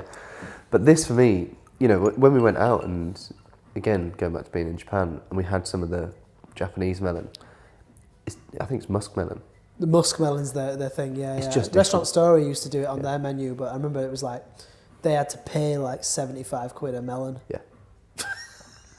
Or maybe it's 150 quid a melon. It was crazy anyway, but it was just like, it's delicious. So good. And I went to see Tom. We did a podcast a couple of years ago, and like went to see Tom, and he cooked a few things, and he's like, "I've got a Hokkaido muskmelon." I was like, "What?" This is let's try it. It's basically, it just tastes like melon, right? Yeah. But it's as good as that's ever going to get. And we were just talking about diminishing returns. Mm-hmm. If you go and get a melon from a supermarket, it's great. If you go and get a melon from someone who really knows what they're talking about, it's really fresh, it's better. Yeah. And then how do you go up from there? Well, you've got to really, really go down. I mean, I think strawberries are really good for that, because when you get a strawberry from supermarket in winter that have been forced to grow, they don't taste like anything. No. But the strawberries in my garden, it's the little ones that grow, and then when you can see that they are absolutely perfect. Deep red, pop them, eat them straight away. So different. I mean, that's actually what you guys do here. Yeah. Is like, have you tried beef before? Yeah, I like beef. We'll try this beef. Have you tried this? Yeah. Have you tried mackerel before? Try this mackerel. Yeah. And it's just everything taken to the nth level. Yeah. But when you get to the very, very, very high heights, the effort required to take it up a small notch really does make a difference, doesn't it? And I, about a year and a half ago, decided that I wanted to try and eat seasonally. Okay. And so, and I think for me, one of the best examples, you know, talking about strawberries, is a tomato. Yeah. I think a tomato is like one of the finest examples of seasonal food. Well, you can go to Spain or Italy and eat tomatoes there, and they don't taste like anything we get over here. Yeah. That's why we always have cherry tomatoes in the supermarket. It's the only thing that's got any bloody flavour. Yeah, exactly. But I grew, in fact, when I lived at the staff house over there, we had a really great garden. I kind of rebuilt this derelict greenhouse. Yeah. And I grew about 4 different varieties. And it was a really good summer in 2018, and one of them was actually like too sweet to be savoury. Right. You know, it is a fruit, isn't it? Yeah. I went on holiday with my girlfriend to Porto Santo, which is off the Portuguese archipelago, closer to Africa than Madeira. And tomatoes are like desserts, and they use them for jams. And I just thought, why am I eating irrigated shit? Yeah. It tastes like water. There's got to be no nutrients. You know, no flavour. Well, that's interesting because we're still sort of halfway between doing the project with fresh wasabi from Japan. I still want to do it. We haven't started it fully yet, but the wasabi grower in Japan, talking about nutrients, their wasabi farm is on a volcanic basin. Oh, cool. And the weird quirk of this land is that water actually bubbles up from underneath the floor and like just pops up in the fields and then just flows away. But this water is full of volcanic nutrients. So this is the only reason wasabi naturally grows. It naturally grows in this area. It just grows in the streams. It's always running water, isn't it? It's always got running water, but it comes from underneath. It's like you're walking around and there's bubbles around your feet. So all the ground's sodden, but not muddy. It's like gravel. Yeah. And you're walking around with your wellies on, and every time you stand, you get all these bubbles coming up off your feet. And so you see all these rivers, and what they are draining this basin away. Yeah. So they're growing wasabi in these fields, which are completely sodden with water, but the water's completely full of nutrients, being forever re-enriched with the natural environment. I mean, it's going to taste amazing, isn't it?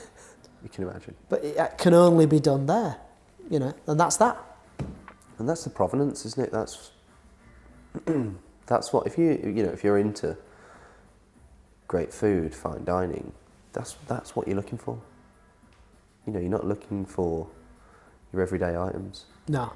You're looking for speciality. You're looking for things that you cannot get anywhere else. I mean, talking about wasabi, you've had wasabi in a packet that comes with your Sainsbury's sushi, haven't you? Which is horseradish. Also, the green colouring. And green food colouring, yeah, and mustard powder. And then you might have had some fresh wasabi as well, and you think, oh wow, that's way better. But then the diminishing returns to get up to that next level will be loads more money. So you've got to be into it. Seriously expensive. A lot of the cost with wasabi is the air freight. Yeah. I think at one point here, wasabi was the same price as Wagyu beef. It's more. Yeah. It's more now. Probably, yeah. Yeah. It's mad to think. Yeah. Yeah. But at least you don't cook a lot of it away. Yeah, that's true. Unless you get to eat it all. Yeah, it's expensive. We used to take the trim and we did like cocktails with the trim, like cherry and wasabi, highballs. And oh, mate, that's really amazing. Cool, remember that shiso drink that I brought in that time? That's cool, isn't it? That's one of the best things I've ever tried. The bright pinks. Do you know what? We've got a shiso Ynyshir now. Let's try that one. Should we get on it? Yeah, let's get on it. That's why it's bright red. So the shiso food colouring. So Ynyshir, the plant, the flipping fruit, is usually it's like more of an apricot. So you can see, and if you can see, if you look in the video version of this, that's like sort of like an orangey clear colour, whereas this is bright red. Now, if you see an Ynyshir that's bright red, it's got loads of beetroot food colouring in. Don't buy it; it's crap. It should be that colour. We actually grow purple shiso. Yeah, this one's dyed with shiso, so that's all good, isn't it? Yeah, the thing is, it grows in Japan like nettles grow over here. You can't bloody get rid of it, but it's quite premium, isn't it, over here, just because it's hard to get. Yeah. To give people an understanding, if you've ever seen, it's perilla, it's part of the mint family, right? Yeah. So if you've ever seen like those sort of really sort of artistically, plated sushi boards and there's a green leaf, that's shiso. Yes. So this is purple shiso. Yes. So it's slightly different. Yeah, that's right. So you get like the purple one and you get the green one, but they both just grow wild in Japan. Yeah. I think that this. I mean, I've not tasted this one yet, but I find the purple colour's shiso. Cool, isn't it? Oh, it's amazing. Look at that. I find purple shiso almost like like blackjacks. The sweets. I love a blackjack. Yeah, me too. You need to sort of like cut them with a fruit salad. Yeah. It's funny actually. When you were sending me that stuff over.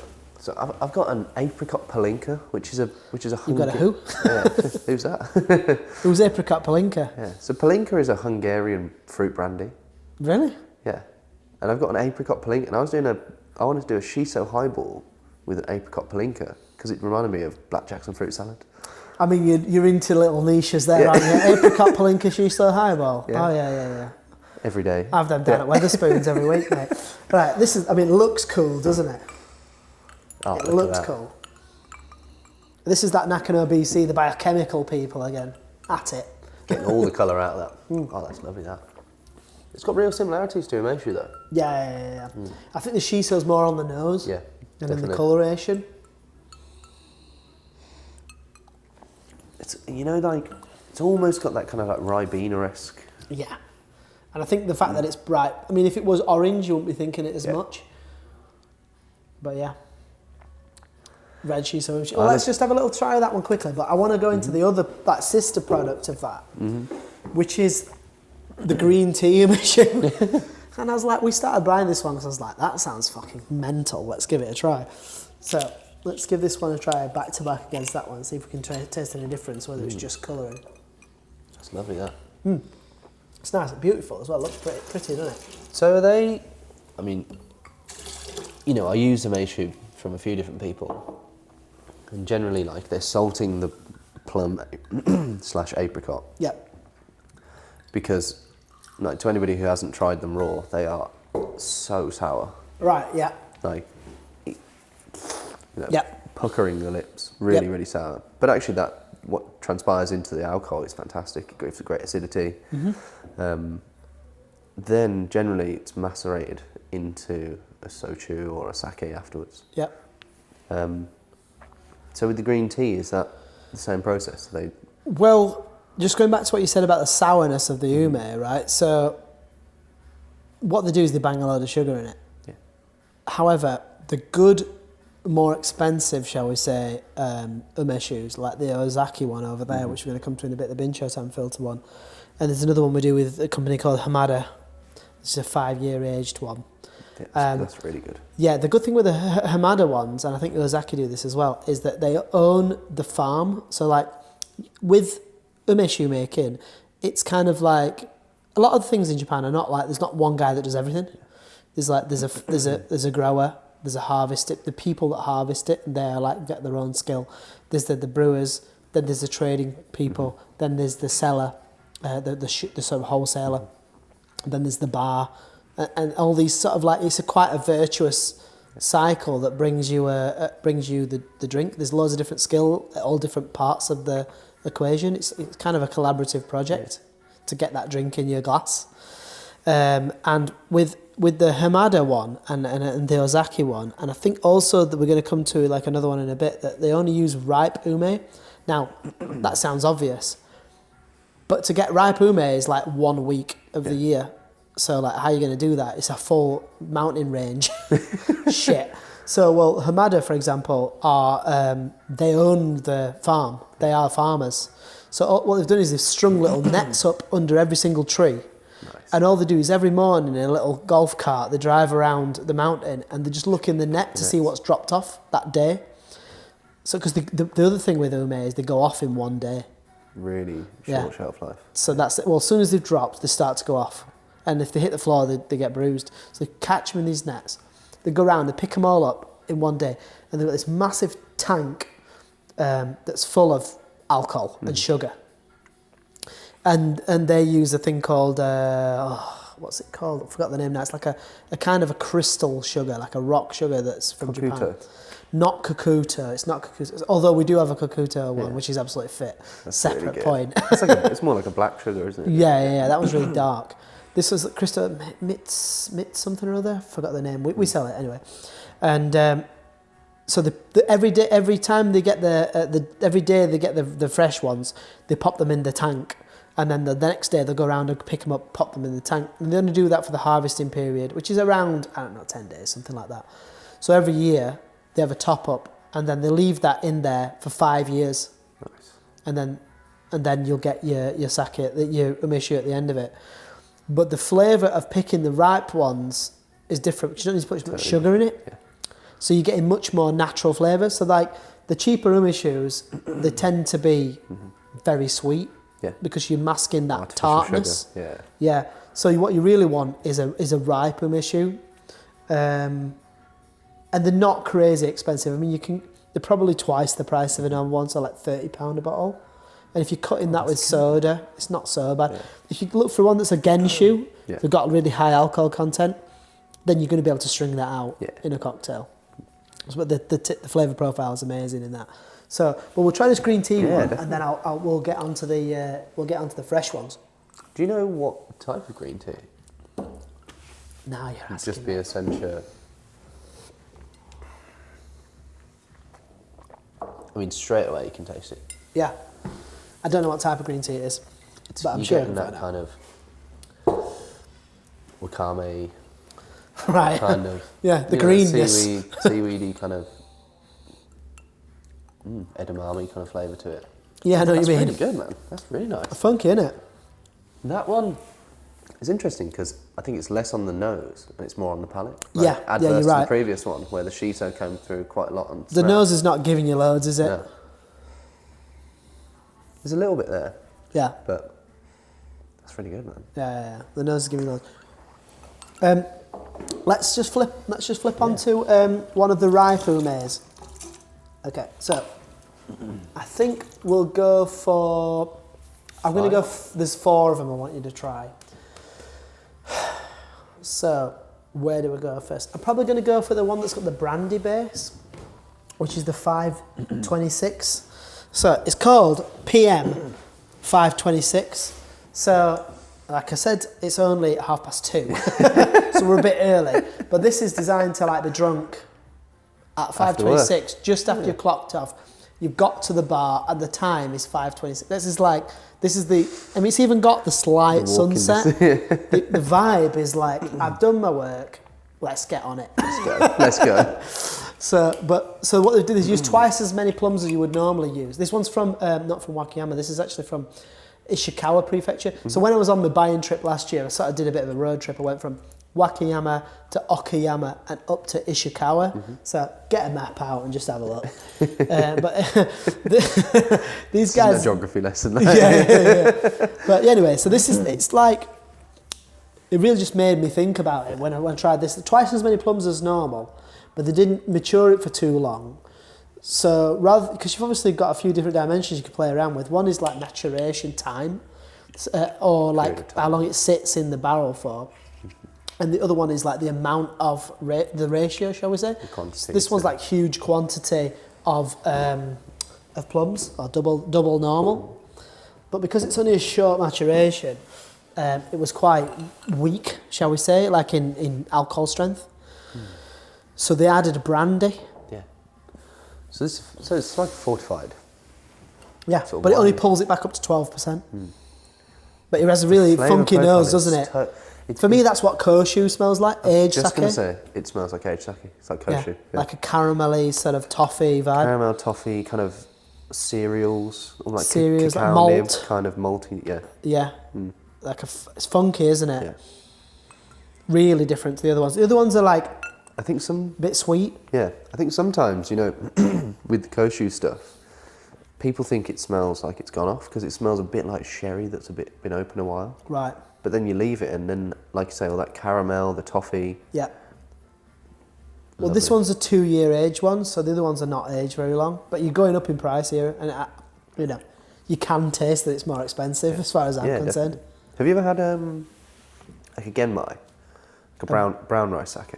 I haven't actually. It's quite similar in flavour profile. The problem with brown rice sake, like for the maker's point of view, is that it's really hard to make control because so we're talking about shimpaku, the centre of the rice, the sort of starchy bit in the middle. When they like make a top end one, they get rid of all the rice and they're only left with that core, which is why they taste really clean.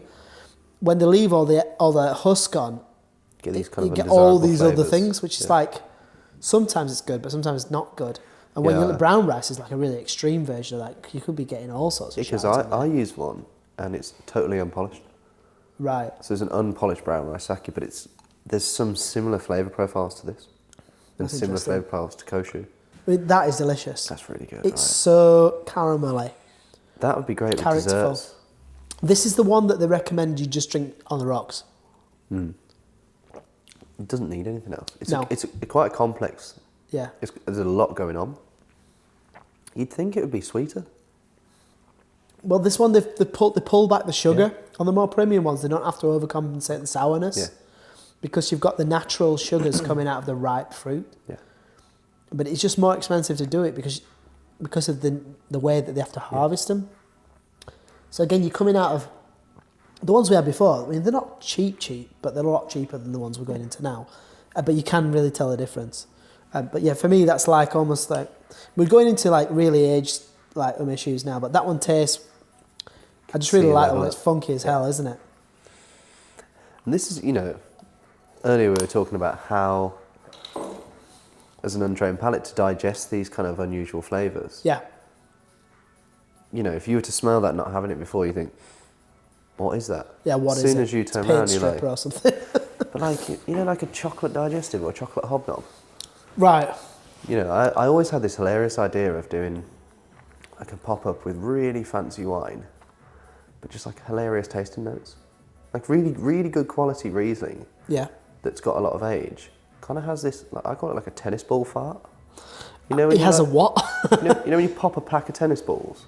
Yeah. You get that really, it smells like that. And I thought, like, you know, I had this other wine and it really tastes like apple tango. And I thought instead of being these like kind of like wanky, kind of elitist tasting notes, I thought... Do you know what my favourite flavours is? Mm-hmm. The Wham Bar. So good. We need to make some vapes, mate. I'm telling you, that's our new thing, isn't it? My friends used to deal them at school. I don't know what he's doing now. That's the difference in age between me and him. Vapes weren't invented when I was at school.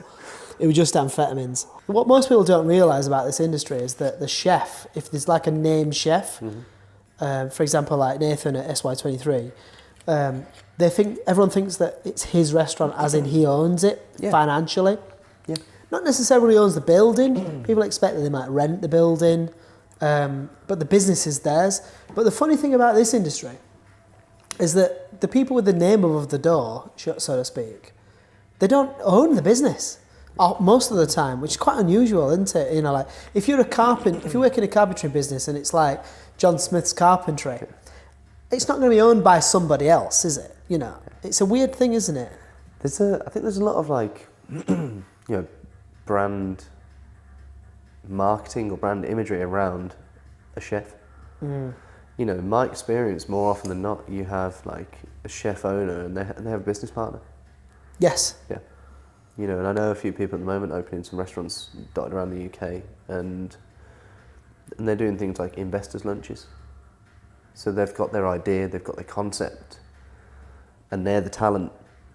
But But they're not business people. You need an investment. You need. But why is it like that? I suppose it's because the setup of the restaurant is expensive to start.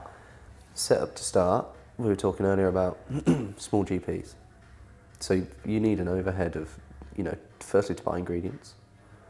Staffing costs are high when you want top level. You know, if you go somewhere like Core, they've got like a toilet attendant. You know, you have to have enough sales to allow for that. I think the Fat Duck's got like 4 or 6 sommeliers. Yeah. And it's only got 25 seats. Yeah. I think it's 90 staff. Yeah, it's mental. Crazy. You know, I'm going to the Ritz in a couple of weeks. It's my 30th birthday next weekend. Are you only 29, mate? I am, yeah. How depressing is that, guys? So, but my mum's taken us to the Ritz sort of 2 weeks after. And I really love it there, you know. And it's funny because like classic food's not really my kind of bag. You know, I like these kind of interesting, niche-y kind of, like, I love sharing food. Okay. You know, and I like, you know, when we had that Korean barbecue place and last night in Japan, and everyone's like, try just this. local food, whatever. It wasn't expensive. Just like the meat was a bit chewy.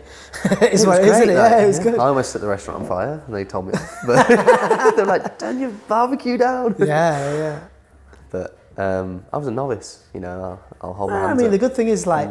I think it's like skiing. If you're not falling over, you're not trying hard enough. And I think if you're not setting the yakiniku restaurant on fire, you're not being adventurous in the fire. But yeah, and it's you know, and there's a lot that goes into it, and I think that's something that you don't realise. I mean, we have like stepped up that level big time.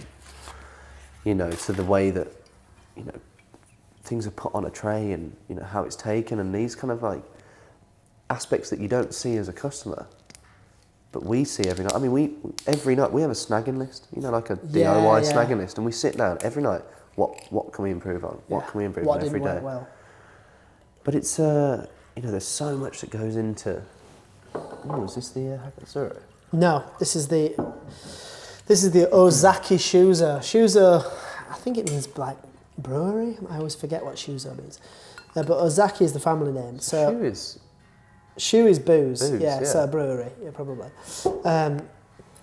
So this is the ripe ume from Wakayama. But it's from the same place where all the trees grow, the Ubama oak trees grow that they make bincho-tan from. So I went to the bincho-tan making I think I saw your videos place. of that, yeah. Yeah. So I put a tiny little video on Instagram. And wow, that's a hard life. It's already 35 degrees. What do you want to do? I want to climb to up the side of a mountain. I want to cut trees down, carry them home on my back, and then I want to put them in a kiln at 1,000 degrees. And make charcoal for a living. No thanks. So they use that charcoal that they've made to then filter the Ynyshir. So that's this one, and this is cool. It's another award-winning one, but again... You can taste the cleanliness straight away. And you get them, this is the first one I've got where you got that classic sort of marzipan nose. Yeah. It's from the stone. Yeah. I'm finding it's on this clean, isn't it? a little bit of tannin as well, which is probably from the skin. Yeah. You know, that kind of like a stringency, like chalky kind of gummy. Yeah. God, that's really... You can see where we're going now. Yeah. So that's a classic Ynyshir done really well, in my mind. So the other one we just had before was the 526. It is interesting, isn't it? But it is different. Totally different. Yeah. But this is like, if you want a good Ynyshir and you want it to taste like what Ynyshir tastes like, then that's your benchmark. Yeah. And do you know what? It's not crazy expensive. It's less than 30 quid. That's good. Yeah, I think it's good. God, it's really nice. Super clean. Yeah. And that must be from the bincho-tan. I mean, you sent some samples over, actually. There's no sort of bitterness on the back of your tongue, is there? Wow. Well, the bincho-tan.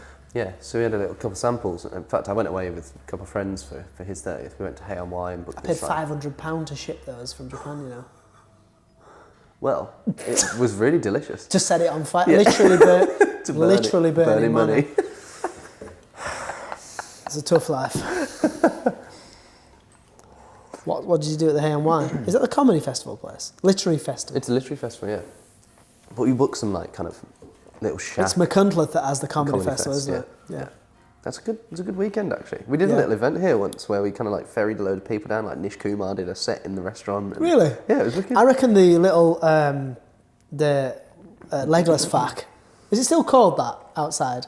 Yeah, it's kind of the tent. Interesting it's being used today, but it's not really being used because at the moment. But we kind of reserve it for like private bookings, weddings that we have here, exclusive hires. We generally do barbecues and parties down there. But that would be good at the Mac Festival to have like a little stage in there, wouldn't it? Like a little secret comedy stage. Yeah, it would be really cool. That as long as it wasn't piss in it. Yeah, but you never know around here, do you? I mean, we are in Wales. It rains 85% of the time, I think. I mean, there's a reason it's a lovely dark green colour, isn't it? You just got to put up with it, haven't you? Yeah. But yeah, that's really easy drinking, isn't it? That so. Delicious. You can drink that one on the rocks, I think. You know, like straight because it is pretty clean. But that one would stand up to a mixer as well, I think. Yeah, definitely. It'd be nice as a highball. Yeah. You're going up in strength a little bit with that one. I think like 12 or something percent, maybe a bit more. Can't remember off the top of my head. Let's go something a little bit deeper. Let's go knee deep. Right. These two. So, this one is like a really red, the Beni Ume, red. Beni, Aka is the Japanese word for red, but also Beni is as well. So like you got Beni Shoga, which is like red ginger. Beni Ume is red ume. So is this a different varietal? Yeah. So the plums themselves are like a different plum. They're super pink. Oh wow. So I think they taste... I personally prefer them to normal ones. Do they come with a price tag? Everything does. Such is life. So, yeah. Not quite as pink as the other one that I brought a while ago to you, though. There's a lovely complexity in that. Let's get involved in it. So, what percentage are we talking on this bad boy? 20. She's right up there. Stand down. Yeah. Do you find that the higher... I mean, my understanding, you know, if we make limoncello or... In fact... Do you know what? I hate limoncello. Yeah. Why don't I like limoncello? you get pissed on it once? Or? It just tastes awful. It tastes like floor cleaner. Like, what am I missing?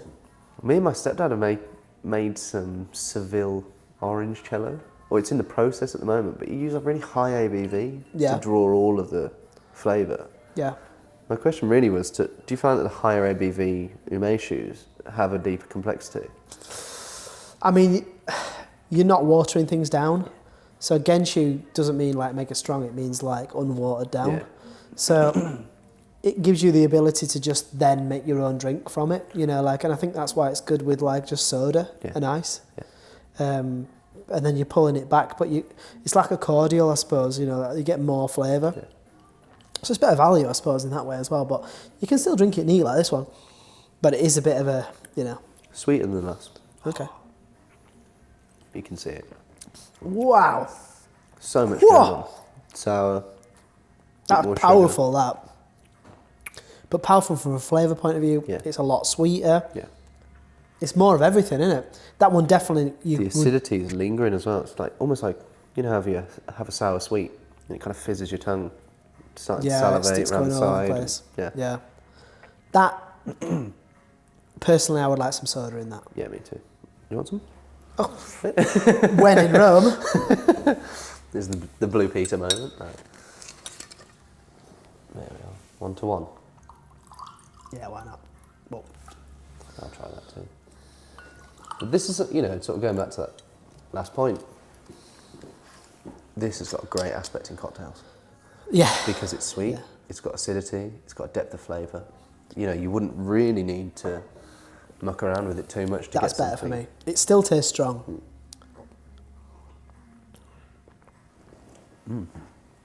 The sweetness is still there though. It would be nice cold. Yeah. You know, if you got really cold soda, some ice. Maybe crushed ice. You could probably keep that in the freezer, you know. Yeah, with being 20%. 20%, but also the sugar content. Right.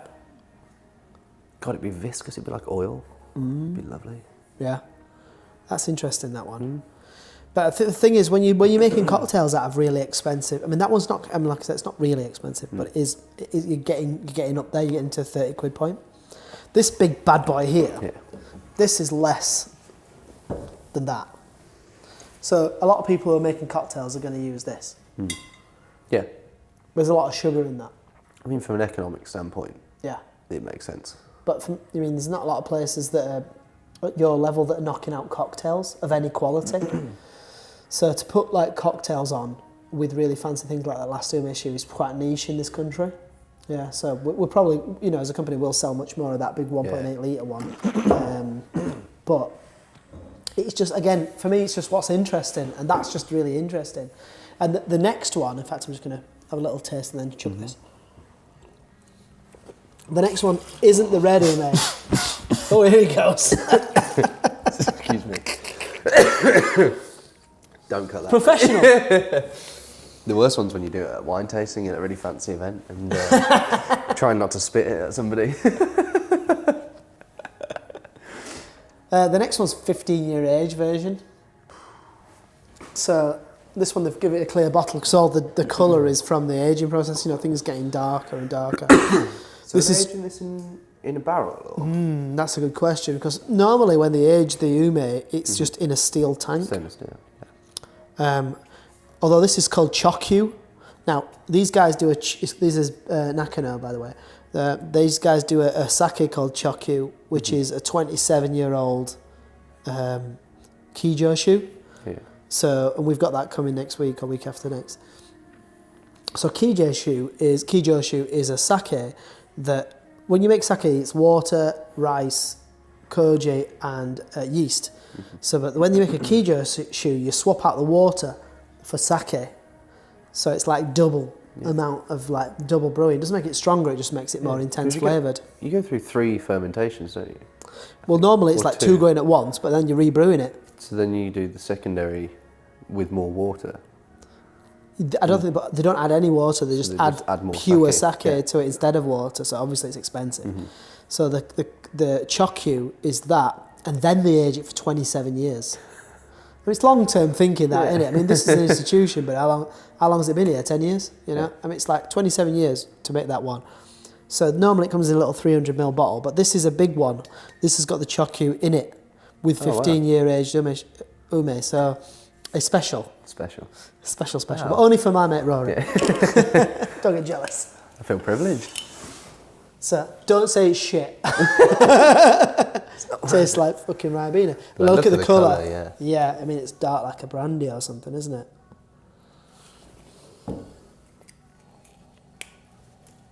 It almost has those like brandy-esque kind of dried fruit notes on the nose. I mean, you smell, tell me. You're getting that. It's got a little bit. It's got a little bit of creosote vibes. Yeah. It's got that sort of like slightly medicinal kind of. Yeah. You know, like with the first one we tried that had the cashew vibes. Yeah. Almost like kind of like a cacao nib marzipan hybrid ingredient that doesn't exist. Yeah, because there's something unpleasant about chocolate, like the nibs, that's also pleasant. Does that make sense to you? They almost have this like vinegary, delicious flavour to it. There's some things that are not nice and nice at the same time. I think olives are like that. Olives are like they're horrible. I can understand why people don't like olives, but I love them. But like they're horrible and nice at the same time. Yeah, like blue cheese though. Yeah. You know, like or being whipped. Yeah. What? It's masochistic. Yeah. I mean, you want to ponder it, don't you?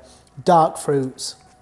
Dried fruits. Dried dark fruits. It's almost got like a. Have you ever had Pedro Jimenez? I was going to say, Pedro Jimenez. Really kind of. Real dessert wine vibes. Medjool date kind of. Yeah. Sultana. Yeah. Wow. Yeah. I imagine you must have some level. You really want that little bottle, don't you? You don't need much of that. It's a lot of that. I imagine it's fairly shelf stable though with that. Yeah, you keep it forever. Yeah.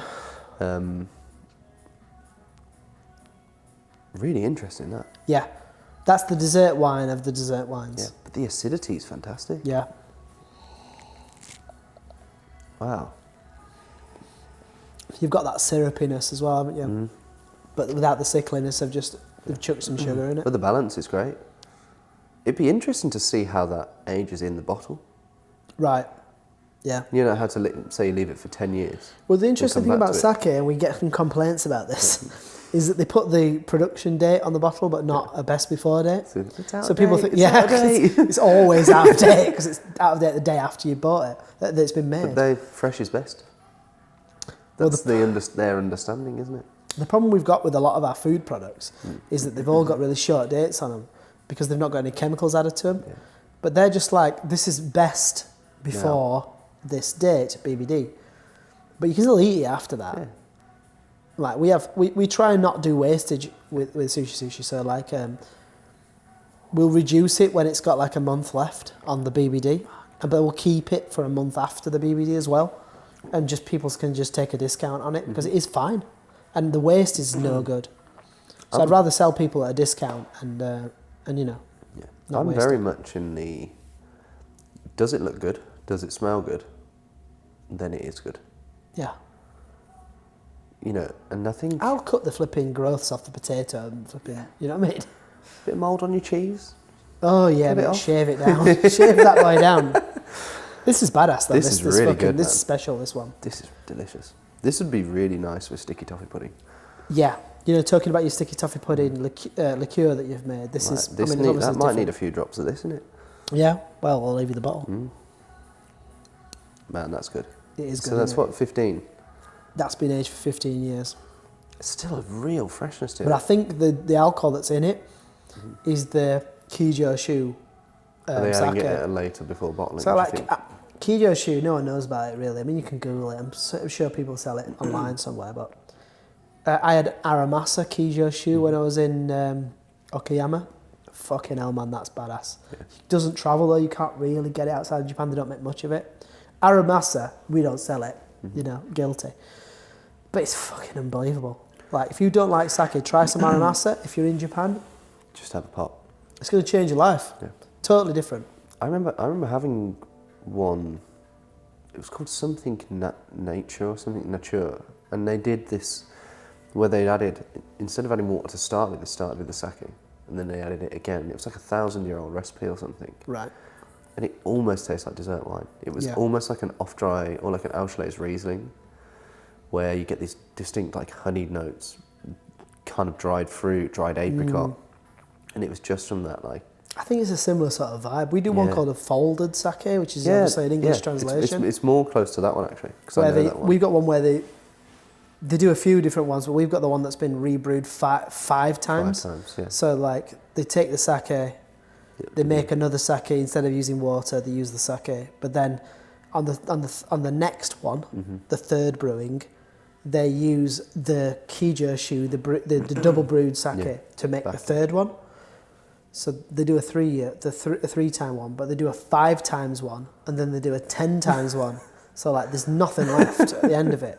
But it's like Ynyshir for whiskey. It's like, you get a 30-year-old Macallan or a 30-year-old Balvenie or something. It's expensive, right? But it's fucking delicious. Yeah, and there's not much left in that barrel. No. Well, there's a gin company called the Cambridge Distillery that do a gin called Ynyshir. So they invented a Ynyshir, and it's through the distillation process, not through the aging, where they capture the Ynyshir, and then they just bottle that. But it's like $2,000 a bottle. I'd like to try it first before. Yeah, before we because put it just some money tastes down, like whatever. But have you tried discarded rum? Yeah, they do a Cascara vermouth.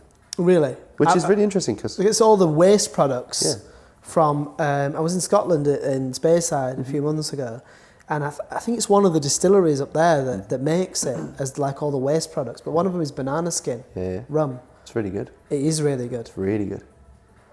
But they do so Cascara is the husk of a coffee fruit. Okay. It's actually now illegal. Why? No idea. I used to have some at the staff house actually. Ooh, dangerous. But you can make it into a tea.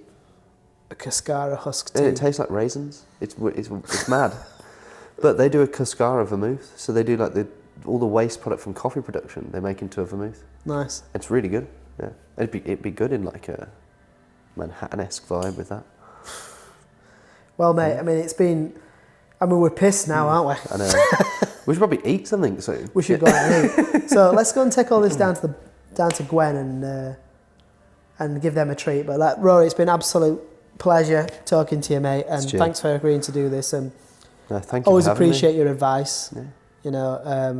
You've been like key to helping me get the sake and all the alcohol side of the business sort of like going, and I really appreciate your friendship. Thank you, man. I love working with you, and hopefully we can continue it further. My man. Oh, that's a good